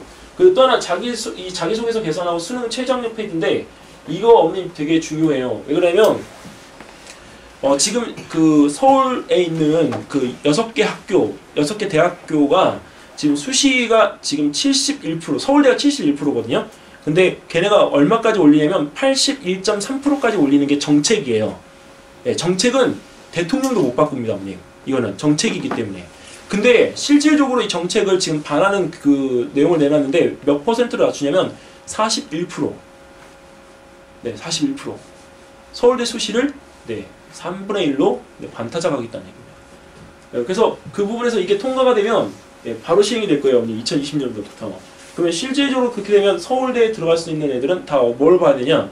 수시와 수능을 동시에 해야 됩니다. 어머님들 입시에 다 해당이 됩니다. 어머님 자녀분들 전부 다. 그러면 어머님 수시, 수능이 다 가능하려면 내신도 해야 되죠? 뭣도 해야 되죠? 교과 외에 비교과도 해야 돼요. 지금 대한민국 입시가 어머님 방향이 못 잡아가지고 막 이리저리 좀 돌아다니고 있는 상태이기 때문에 정도가 없어요. 그 대신 정도는 내가 생각하고 있는데 예전에 저희들이 공부하던 방식 있잖아요. 그게 정도예요. 예, 학력고사 때 공부하던 그 방법이 정도라고요. 예. 근데 지금 애들은 그게 자리에 안 잡히니까 왔다 갔다 하다가 그냥 떨궈지거든요. 옆으로. 예. 그러니까 그런 부분에 있어서 이거에 대한 말을 너무 믿지 말아달라는 거죠. 그리고 수능 최저 학력 페이지를 갖다 하게 되면 또 하나의 문제가 생기는 건 대학교 학생들 입시가 사실은 크게 어려워집니다. 중요한 건 영어에 대한 부분의 그 등급을 못 맞춰요. 영어가 절대평가가 되긴 했지만 영어 1등급 받기가 한대 별따기입니다. 네. 자, 그리고 교사 추천서 폐지하는 거죠. 이 교사 추천서 폐지해도 돼요. 이유는 딱 한 가지. 네, 똑같죠, 내용이. 네, 그래서 이것 때문에 오히려 불합격 취소 통보받는 일이 많기 때문에 폐지해도 되고, 그 다음에 여기 세부 능력 특기 사항을 갖다 작성 의무화하겠다는 얘기는 데일리 컨펌으로 해서 아이들 나이스에다가 애들 스스로 매일은 아니지만 그 주기적으로 아이들에 대한 그 정보나 이런 것들을 입력시키겠다는 얘기입니다. 그러면 자기소개서가 필요가 없습니다. 왜? 이 세특에 대한 이 부분만 가지고 나중에 아이들 판단해도 크게 문제가 되지 않습니다. 자, 그리고 또 하나는 학생부 종합전형 공정성평가위원회인데 이게 무슨 내용이냐면 지금 그 고등입시에서 자사고라고 하는 것을 갖다가 할 때 전직교사, 현직교사, 그 다음에 교육전문가, 그 다음에 외부 교육학부모 이게 참관해가지고 입사정을 하거든요.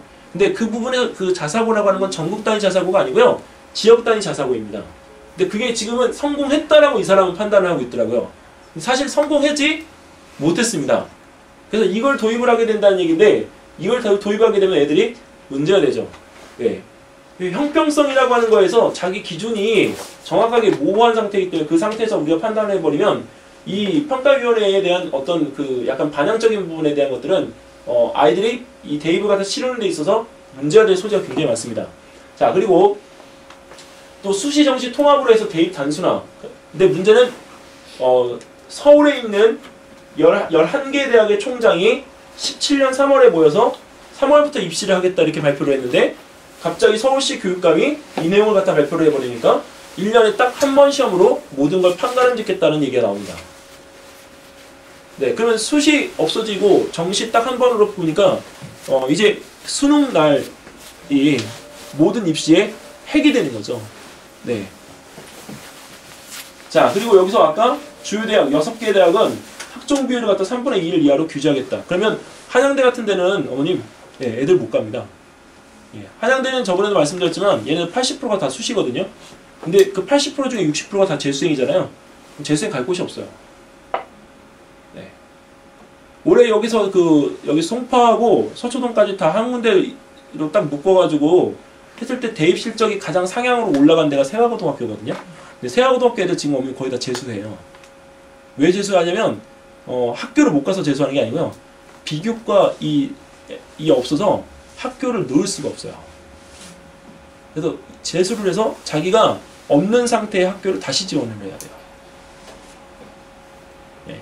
그러니까 이 부분에서 이 영역들에 대한 내용들이 실질적으로 개선 방향을 하지만 또다시 한번 흔들어 놓는 거기 때문에 어머니들이 지금의 그 방향을 바꿀 필요는 없습니다. 그러니까 중학교 1학년 올라가신 어머님도 기존에 2, 3학년 했던 그 형태의 학습을 고집을 하셔서 꾸준하게 가시면요. 고등학교 3학년 때 반드시 어머님들은 햇빛을 보실 수가 있습니다.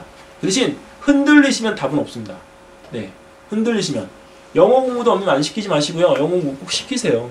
네, 왜냐면 영어 공부 시켜야 되는 이유는 사실 그 절대평가라고 해서 수능 영어 아이들이 해야 되지만 외국인도 어머님 제 시간에 못 풀어요.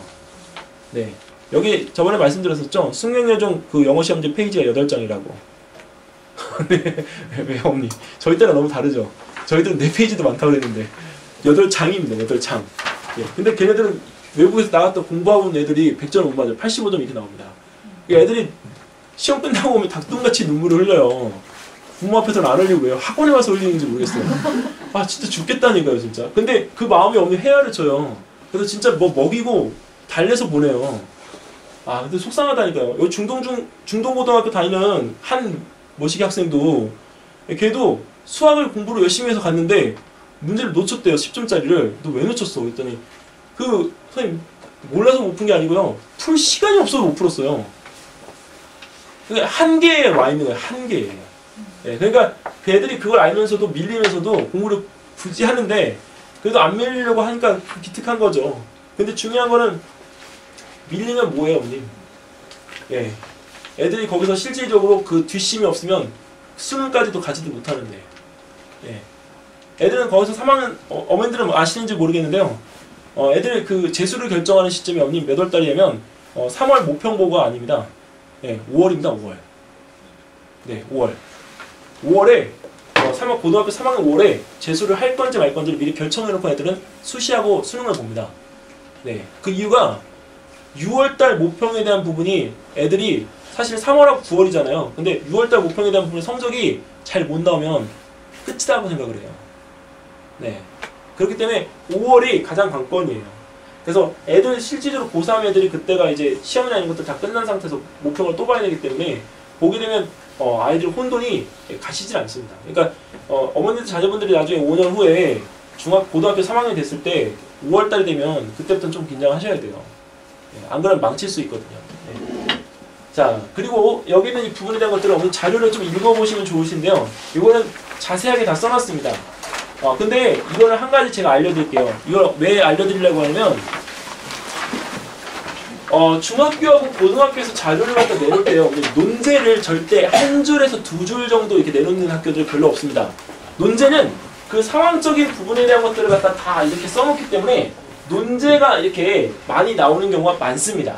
근데 이 논제가 나오면 이 논제를 다 쓰고 있는 애들이 있는데요. 그게 아니라 논제를 요약해서 핵심적인 부분에 대한 논제만 제시하면 됩니다.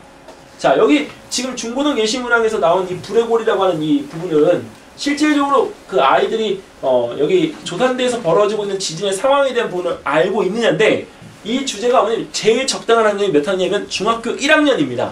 그럼 중학교 1학년에 뭐가 나오죠? 판의 경계가 나오죠? 그 판의 경계에서 우리나라가 지금 속해 있는 일본과의 상황이 섭입형 경계라고 하는 것을 갖다가 쓸 수 있는지 없는지도 굉장히 중요하고요. 배운 부분에 대한 걸 활용할 수 있는지 없는지도 중요합니다. 근데 얘네들 이걸 하는 시점에 이걸 배웠나? 배웠죠? 왜? 중학교 1학년 애들은 원래 그 단원이 몇 단원에 나오죠? 1단원에 나와요. 그때 제일 처음에 배우는 내용이에요, 이게. 자, 그래서 이 내용에 대한 부분들을 갖다가 하고 그리고 실질적으로 거기 있는 부분에서 내용에 대한 이 커버링이 바로 나옵니다. 근데 중요한 건 토론 논제가 분명히 나오고 나서 애들이 자료를 갖다가 또 주어지게 되면 애들은 뭘 까먹냐? 배경이 나왔는데 배경을 또 주어진 자리에서 또 찾고 있어요. 그러니까 거기 있는 부분에서 이 자료가 혼동이 될 수밖에 없는 거예요. 항상 논제 위에 나오는 것은 바로 무엇이다? 거기서 서론에서 꼭 써야 될 바로 배경이다. 그러니까 멀리서 찾지 말고 이 앞에 있는 내용에서 그 내용에 대한 요약 정리를 통해서 본인이 써놓고 그 다음에 토론에 대한 논제를 갖다가 펼쳐나가면 이야기가 쉽다는 겁니다. 자, 여기는 이 부분들은요, 애들이 토론 논제에 대한 이 부분들을 갖다 할 때 읽는 방법이 필요한데요. 지금 앞에서 여기서 이걸 했던 걸 끊어보겠습니다. 끊어보면 지진의 안전지대인지 아닌지 대지진의 가능성을 안고 있는지 이 과학적 이를 분석하라. 그러면 여기서 먼저 판단을 할 때 뭘 판단을 해줘야 되죠? 안전지대인지 아닌지를 판단을 하고 그거를 갖다가 과학적인 근거를 내서 판단한 이유를 설명을 하는 내용입니다. 이게 어디 들어가야 되냐? 본론에 들어가야 됩니다. 본론에. 자, 그 다음에 대지진의 가능성을 안고 있는지 그 사례에 대한 부분들을 우리가 봐야 되는데 이거는 애들이 좀 판단하기 힘들어요. 하지만 대진의 가능성을 유추할 수 있다라고 표현하면 좋습니다. 여기서 어머니들께 팁을 드리면 쉬운 단어를 쓰는 애들보다는 이걸 갖다가 약간 정의적인 부분에서 어려운 단어, 고급 단어를 갖다 써주는 애들이 게으트 점수에서 높은 점수를 받습니다. 그래서 그 고급 어휘를 갖다 쓰는 것도 미리 본인이 좀 연습할 때 이런 단어는 고급 단어로 좀 바꿔줬으면 좋겠어라고 이야기해주면 오히려 이런 단어에서 조금 캐치하기가 좀 쉽습니다. 자, 근데 대지진을 갖다 대비해서 원자력 발전소의 존폐 문제인데 이 대지진이 지금 벌어지고 있는 상황이 실질적으로 만약에 있다라고 했을 경우 원자력 발전소가 있는 거기 그 포항 근처, 경주 근처 거기 몇 기가 있냐면요 21기가 있습니다. 이 기라고 하는 거는 굴뚝같이 생긴 그 건축물 있죠? 그게 한 기예요. 근데 거기 저희 나라 그 대한민국 허리를 따라서 21기가 존재를 해요. 나머지는 어디 있냐면 전남에 있어요. 근데 전남은 거기에는 단층이 존재하지 않아요. 그러니까 실질적으로 거기는 안정한데 이 양산 단층 위쪽에 있는 부분의 단층에 그게 21개가 나란히 놓여 있습니다.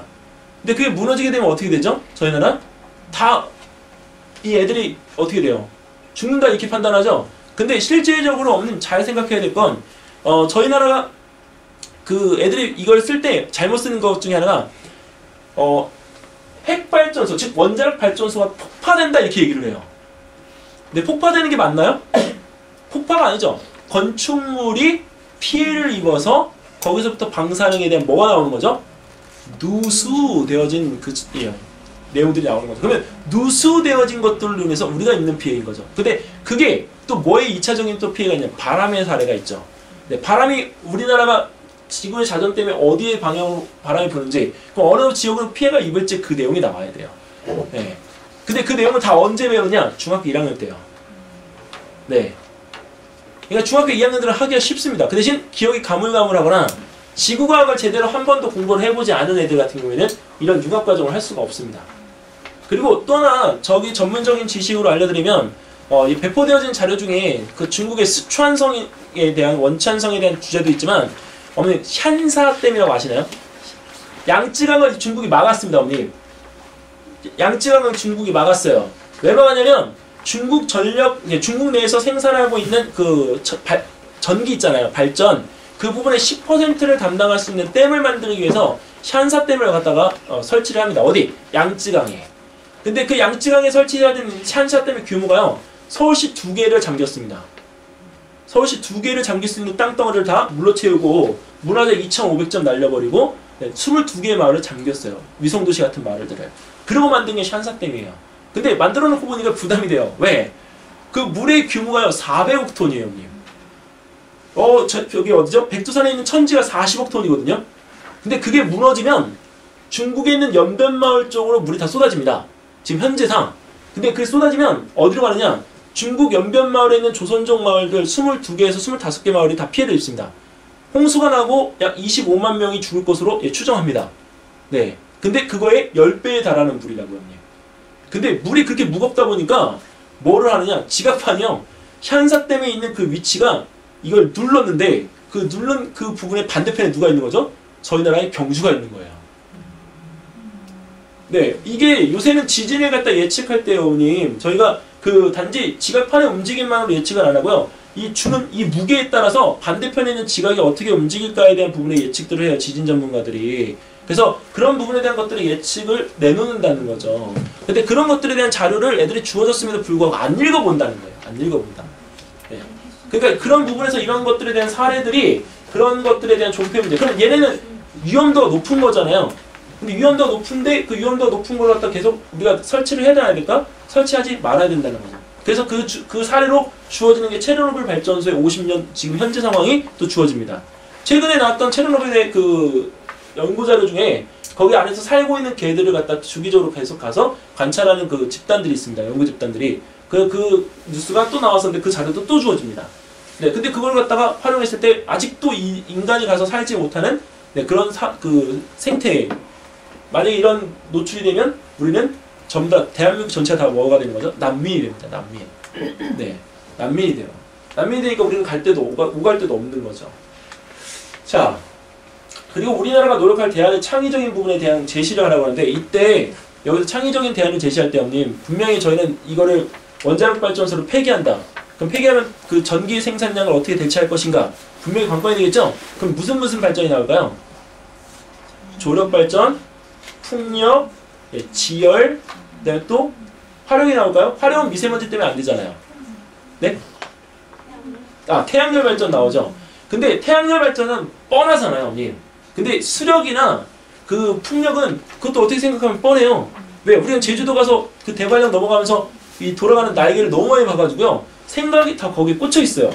근데 그 날개를 건물과 건물 사이에 설치하면 어떻게 될까요? 쉽게 말하면 여기에 있는 이쪽에 있는 이 건물과 이쪽에 있는 건물의 틈 사이에다가 팬을 이렇게 큰 걸 설치하는 거예요. 근데 거기가 바람골이에요. 바람이 기차게 잘 불어요. 그러면 그 건물 내에서 쓰는 전기나 그 마을에서 쓰는 전기는 거기서 생산이 어떻게 될까요? 다 가능하겠죠. 그런 걸 생각해 줄 수 있는 창의력이 필요한 거예요. 그리고 또 하나는 조력발전할 때 없는 조력발전은 힘든 이유가 바닷물이 이렇게 치잖아요. 치면 이 바닷물이 칠 때 이 터빈을 돌려줘야 되는데 이게 치면서 얘를 돌려주지 못하는 이유가 이 발전 터빈 앞에 암이라고 해서요. 그걸 고정시킬 수 있는 그 막대가 설치가 되어 있습니다. 그러니까 바닷물에 가서 얘를 힘있게 때려줘야 되는데 힘있게 못 때려요. 한번 부딪히고 2차로 가서 부딪히기 때문에. 그럼 발전량이 어떻게 되죠? 줄어들죠.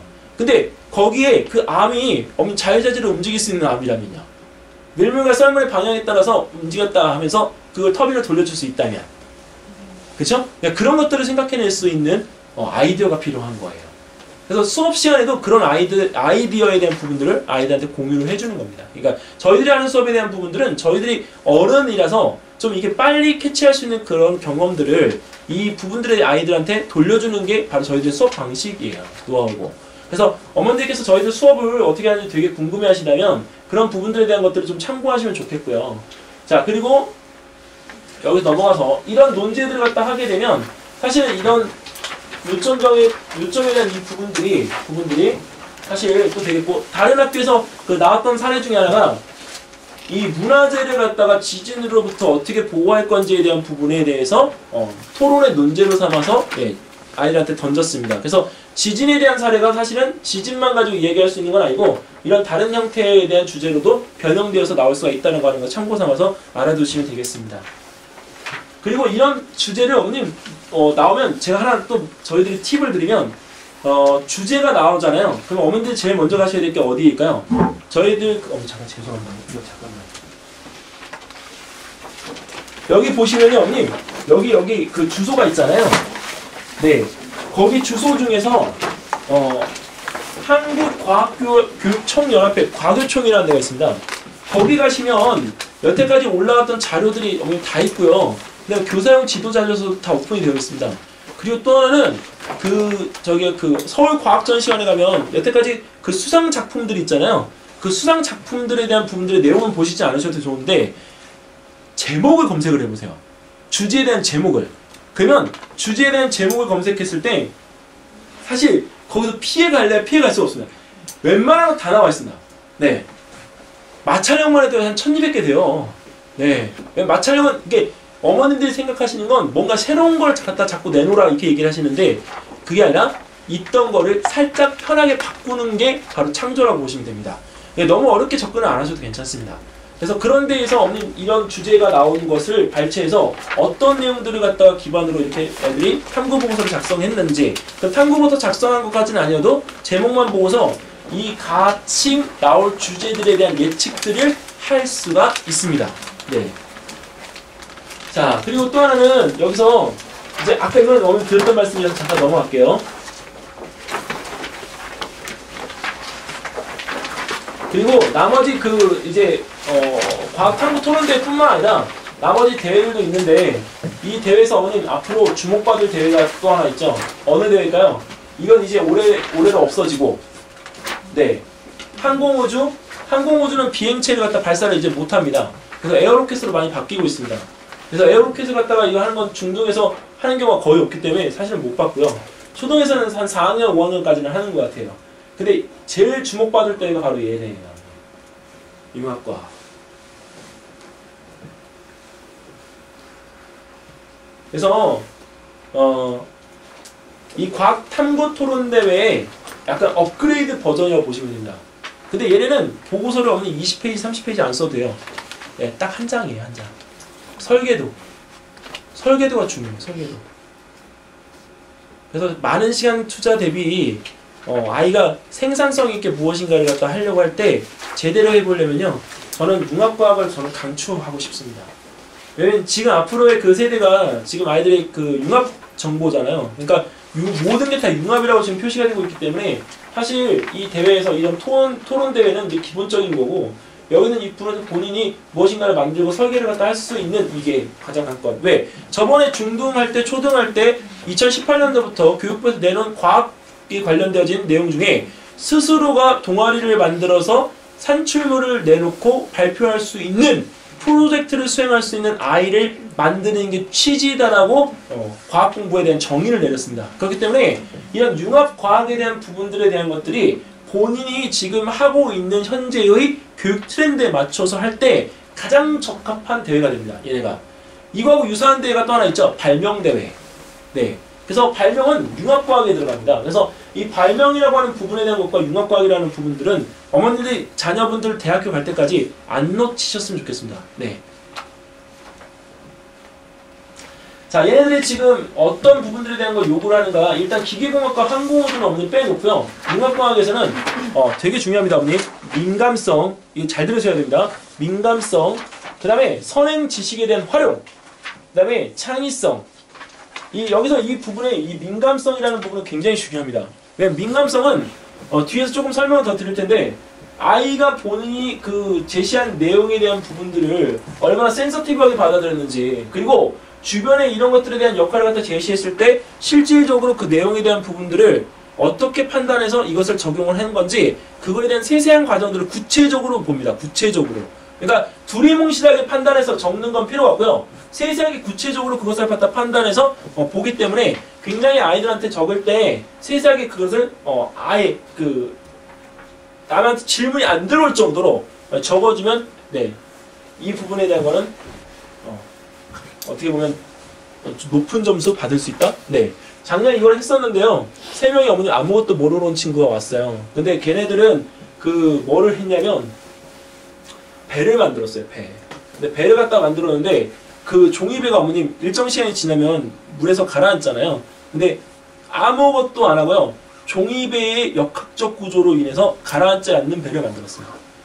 네. 그러니까 그런 것들에 대한 부분에 대한 것들이 이 실질적으로 창의성 부분도 있지만 본인이 가지고 있는 지식에 대한 부분을 활용해서 민감한 구체적인 사항을 제시를 했던 내용이에요. 저도 해봤는데 재밌었어요. 왜 그러면 그 아이들 할 때 그걸 갖다 옆에서 도와주는데 사실 저희들은 뭐 어떤 큰 대안적인 자료를 가지고 오는 게 아니에요. 근데 애들 얘기를 듣다 보면 저희들이 가지고 있는 지식 판단이고 조금 이렇게 바꿔보면 조금 더 바꿔보지? 이렇게 해서 이렇게 끌어주는 역할을 하는 거지. 그래서 그렇게 하면 애들이 거기서 그걸 만들어내잖아요. 근데 실질적으로 가라앉지 않는 배를 갖다 만들어내고 나서의 그 쾌감은요, 엄청나요, 어머님. 근데 그렇게 해서 만들어낸 배를 가지고 걔네들이 어디까지 갔냐면 교육청대회까지 갔습니다. 네. 예, 경기도 애입니다. 분당 애들. 네. 그러니까 애들로서는 어머님 굉장히 좋죠. 왜 기대도 안 하고 왔던 그런 취지였는데 사실 본인들이 그렇게 한번 이렇게 이걸 받으니까 얼마나 좋겠어요. 네. 자, 그리고 융합과학은 이 부분에 대한 것들이 일단은 정보 수집에 대한 부분에 대한 것들이 일단 한번 주어지고 그 다음에 또 하나 그걸 통해서 약간 내가 어떤 걸 갖다 설계를 할 건가. 근데 이때 중요한 거는 새로운 걸 모티브로 해서 어떤 걸 갖다 만들어내는 게 아니라 있던 걸 갖다 기존에 있는 걸로 잠깐 어떤 불편한 점을 갖다 찾거나 문제 해결해야 될 부분들을 찾아서 바꿔나가는 설계가 중요합니다. 그리고 구체화시켜서 그 부분에 대한 것들을 갖다 설명서 딱 한 페이지죠. 예, 작성하고 나서 본인이 그것을 갖다 나중에 그 산출물로 만들어서 발표할 수 있는 단계까지 가면 이건 끝입니다. 사실은 이 대회는 아무 준비 필요가 없습니다. 왜냐면 기존에 탐구 보고서를 갖다 써보고 본인이 어떤 탐구 토론대회 디베이트를 갖다 했던 친구들이라고 한다면 이 대회는 오히려 더 쉽습니다. 대회가 타이틀만 바뀐 거지. 과학 탐구 보고서하고 그 다음에 쉽게 말하면 학생 탐구 발표 대회하고 과학 탐구 토론 대회하고의 짬뽕이라고 보시면 되겠습니다. 얘네는.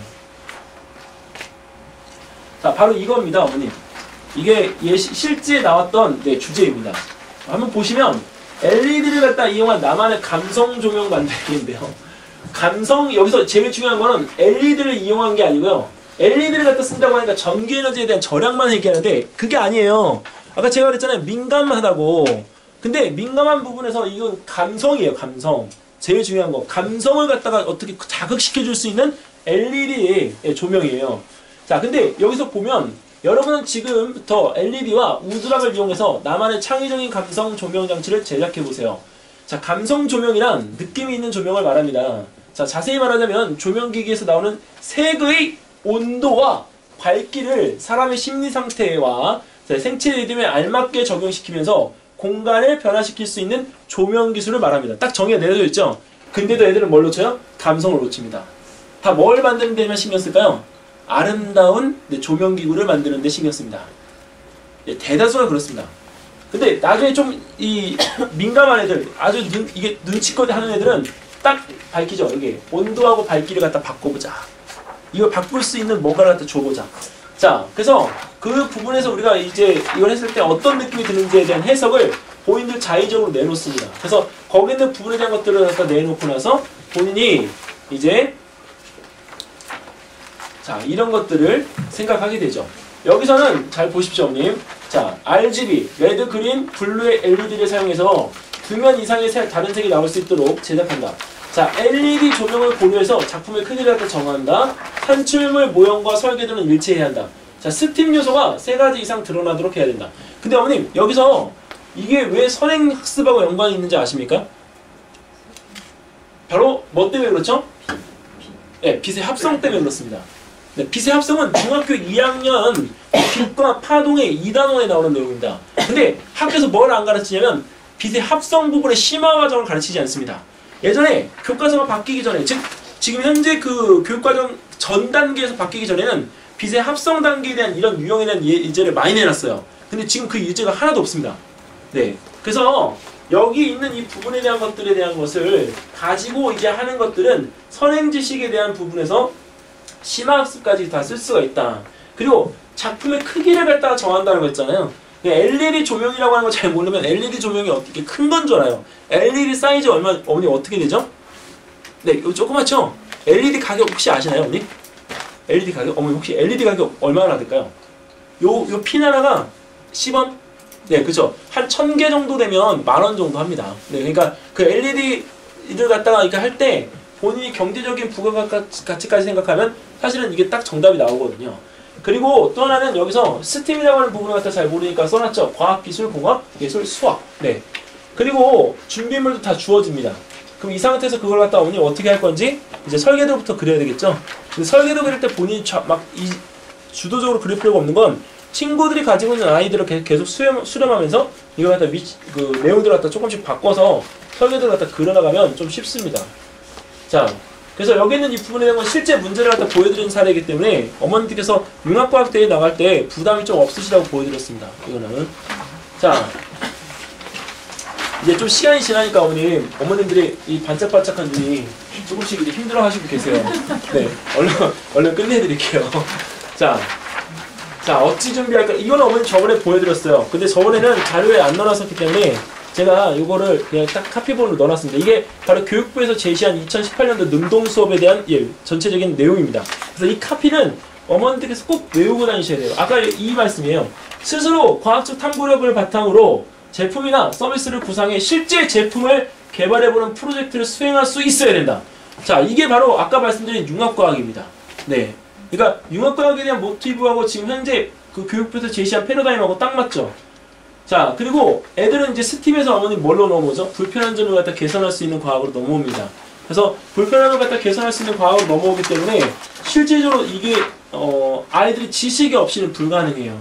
그러니까 이 선행학습 공부를 사실은 하지 말라고 했지만 지금 초등학교 5, 6학년 정도 되면 중학교에 대한 과학을 안 할래 안 할 수가 없고 그 다음에 중등에서 한 1학년 정도, 2학년 정도 올라갈 때 통합과학이나 고등과학을 할 수 있으면 좋겠다는 말씀을 드리는 겁니다. 그리고 어머니들께서 아셔야 될 거는 고등과학에서 보통 이제 저희들이 할 때 그 아인슈타인의 상대성 이론들이 나오잖아요. 근데 대학교에서는 전혀 배우지 않습니다, 어머님. 상대성 이론에 대해서는. 그러니까 그런 부분에 대한 것들을 또 생각하면 하이탑 교재가 굉장히 어렵습니다. 하이탑 교재가 어려우니까 어머님 교재가 어려우면 포기하지 말고 교재를 바꾸면 되죠. 뭘로 하면 좋을까요, 어머님? 고등학교 아주 쉬운 교재. 에? 교과서요? 누구예요, 어머님? 교과서를 누가 봐요, 요새, 어머님? 교과서 절대 보지 마세요. 네. 교과서보다 더 쉬운 교재가 있어요, 어머님. 오투요? 고등학교 오투 사용하지 않습니다, 어머님. 완자입니다, 완자. 네. 완자를 쓰세요, 완자. 그러면 이 고등학교에서 틀 못 잡던 것들을 잡을 수 있어요. 왜냐면 이 완자는요, 정말 누가 만들었는지 모르겠는데, 너무 쉬워서 탈이에요, 얘는. 근데 정말 이 고딕형이 아니라 정말 소프트웨어. 모를 만한 거는 다 거기다 설명을 다 달아놨어요. 중등도 그래요. 근데 교재가 단지 문제가 너무 쉬워요. 심화형의 문제는 풀 수가 없어요. 그게 단점이에요. 그러니까 오투를 갖다 하고 나서 오투하고 제일 궁합이 맞는 건 뭐죠?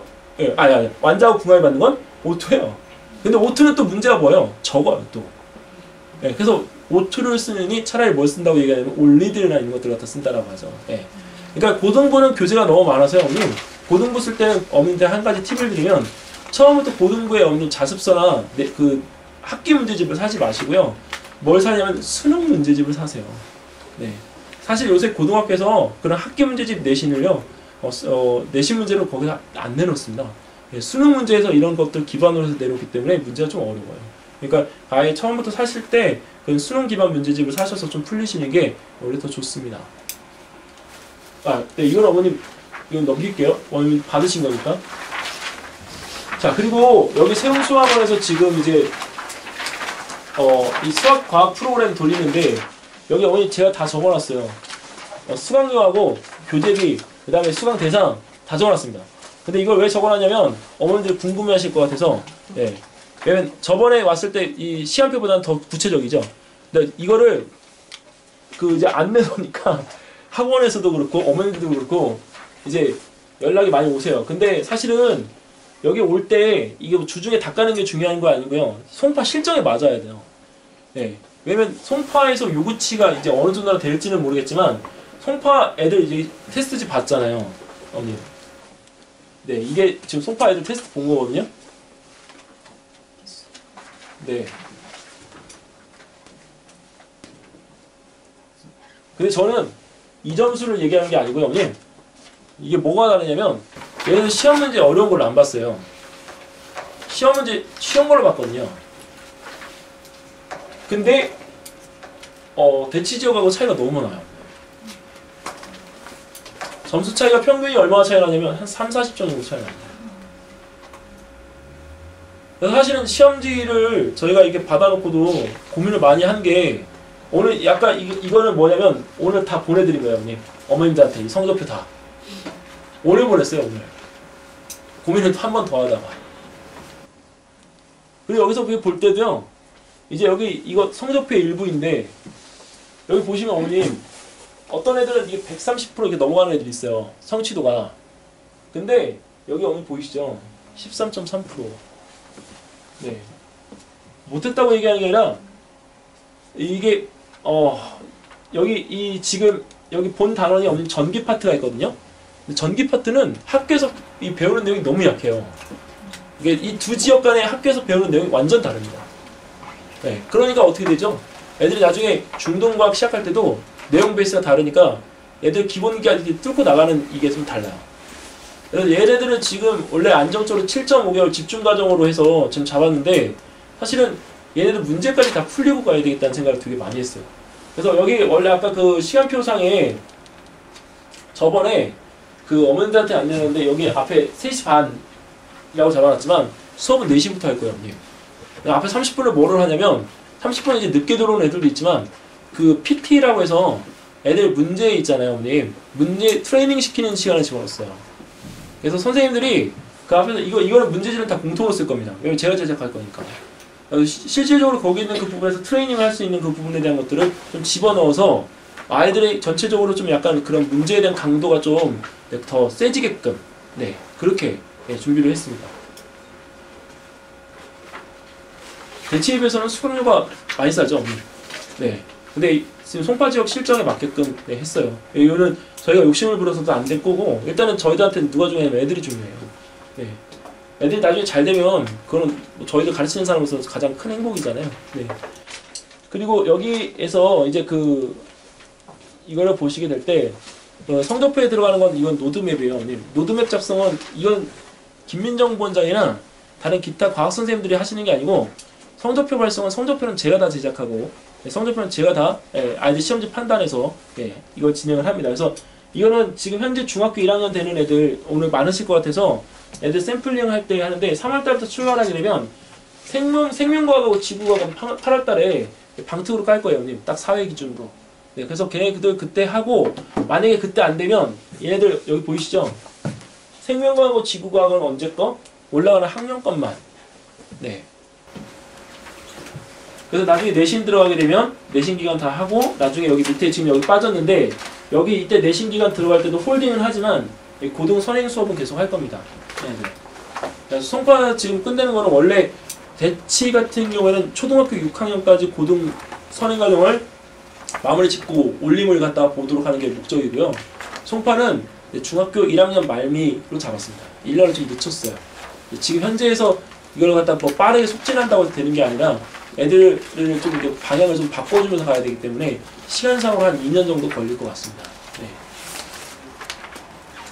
이거는 여기 나중에 이게 다 성적표에 어머니 들어갑니다. 성적표 위에 이름이 들어가고 그 다음에 이거 들어가고 그 다음에 여기 제 중간에 빠졌는데 제가 여기 어머님들한테 드리는 말씀이 있어요. 심한 경우에는 과학 공부 시키지 말라는 얘기도 있어요. 네. 왜 그러면 이게 애하고 안 맞아가지고 네 그게 정말 얘가 이과 쪽으로 생각을 하시고 계시는 부모님들이 계신 것 같아서 얘는 과학 공부는 어느 정도까지 중간만 시키고 이과 쪽 말고 문과 쪽으로 아예 전향해달라고 네 써놓는 경우도 있습니다. 저는 제가 어머님 말을 돌려서 잘 못해요. 네, 그래서 그 부분에 대한 사실적으로 직설적으로 말씀을 드리기 때문에 여기서 이것들을 제가 다 작성하는 거예요. 다른 사람한테 안 맡겨놓고. 자, 그래서 여기 이거는 이제 거의 다 비슷한데 얘네들이 중학교 1학년 때 할 수 있는 대회들은 다 빨간색으로 해놓았고요. 했으면 하는 대회들입니다. 더. 그리고 또 하나는 그 창의사고력 대회는 아까 말씀해서 빼먹었는데 영재고 갈 때 영재고 2단계에서 1교시, 2교시, 3교시 시험 문제가 있습니다. 근데 2단계에서 2교시 시험 문제는 얘네들하고 수준이 비슷합니다. 내용들이나. 얘네들 대회할 때 많은 문제 안 봅니다. 6문제 보거든요. 근데 6문제 보는데 그 문제들의 그 난이도나 방향들이 비슷해요. 근데 참고적으로 보시게 되면 부담 없이 보시게 되면 좋습니다. 그리고 이 대회는 참고적으로 학교에서도 잘 모릅니다. 원래는 대회 규모가요 전국에서 제일 컸던 규모인데 한국과교총에서 인수하면서 대회 사이즈가 완전 줄어들었습니다. 그래서 이거는 어머니들께서 눈여겨보시다가 추천서 받아서 그냥 내보내십시오. 그러면 상을 갖다 받을 수 있는 경우들이 많습니다. 그리고 참고적으로 더 팁을 드리면 영재고 가서 가는 애들 컨설팅을 하잖아요. 컨설팅 하는 애들 90%가 입상 경력이 다 있습니다. 제가 지도했던 애들은. 이유는 그 애들 시험을 보게끔 하는 데 있어서 애들이 보통 비슷하게 컨설팅들은 하지만 이 대회에 대한 이 부분들에서 이 창의사고력 대회는 제가 제일 중요하게 생각하는 대회 중에 하나입니다. 네. 그리고 기계과학 대회는 제가 이렇게 짧게 놓은 게 얘네들은 2018년도에 이제 소실되기 때문에 더 이상 할 게 없어서 이건 놓았습니다. 그래서 이 부분에 대한 것들은 이제 저희들이 만들어서 지금 입학고사를 보는 친구들한테 내놓는 부분이기 때문에 어머니들께서 입학고사 보시게 되면 이런 자료들은 한 일주일 정도 뒤에 받아보실 수 있습니다. 그리고 개강은 3월 첫째 주는 안 하고요. 3월 둘째 주부터 진행을 하게 됩니다. 그래서 어머니들께서 이 자료들을 보시고 한번 판단을 한번 해보세요. 이게 어머님 그림은 이쁘죠? 근데 이거 어디에서 나온 자료냐면 중앙일보에서요. 학생들 그 지금 교육자료 내놓을 때 이번 조희연 교육감이 내놓은 그 내용에 대한 언론 플레이 할 때 써놓은 자료입니다. 근데 진짜 애들이 뭔가를 찾고자 하는데요. 나와서 찾을 게 앞에 놓여져 있음에도 불구하고 그것만 찾게 돼요. 근데 중요한 거는 찾을 때 요새 애들은 제일 중요한 게 뭐냐면 조력자예요. 조력자. 어머님이나 아니면 학원 선생님이나 누구든 상관없는데요. 조력자가 필요해요. 조력자. 그러니까 어머님들께서 아이들 지도하실 때 그 조력자에 대한 부분을 어떻게 감내를 하실 건지 그것만 일단 관건으로 좀 생각을 해주시면 중등부 때 그 아이들 지도하는 데 있어서는 크게 문제가 없을 것 같습니다. 그리고 주말 수업은 일단은 이렇게 하는데 주말은 3시 반까지가 촬영이 된대요. 그래서 3시 반까지만 촬영을 돌리고 4시부터는 촬영을 돌리지 않습니다. 그거는 양해를 좀 부탁을 좀 드리겠습니다. 이거 제가 임의적으로 할 수 있는 부분이 아니기 때문에 이렇게 되고 일요일 같은 경우도 수업이 깔리는 부분은 일단 최기원 선생님이 일단 오셔서 수업을 갖다 하실 거예요. 그리고 이 주말은 강사들이 계속 주기적으로 늘려갈 거예요. 주말에 대한 요구사항이 많기 때문에 늘려가고 일단은 지금 여기까지만 준비를 했습니다. 자, 어머님 시간이 벌써 많이 지났죠? 혹시 궁금하신 점 있으시면 질문 잠깐 받고 마무리 짓도록 할게요. 네? 대회에서요? 초등부가 과학실이랑 컴퓨터실이 있잖아요, 어머님. 그러면 컴퓨터실 초등부 기준상으로 규격이 40대가 한 교실에 들어가는 게 있거든요. 그러니까 컴퓨터를 사용해서 대회를 해도 크게 무방합니다, 어머님. 근데 그거는 학교에서 공문이 나와봐야 합니다. 네네. 아직 교육청에서 세부 공문이 안 나왔기 때문에 나올 때까지는 좀 기다려주시면 좋겠어요.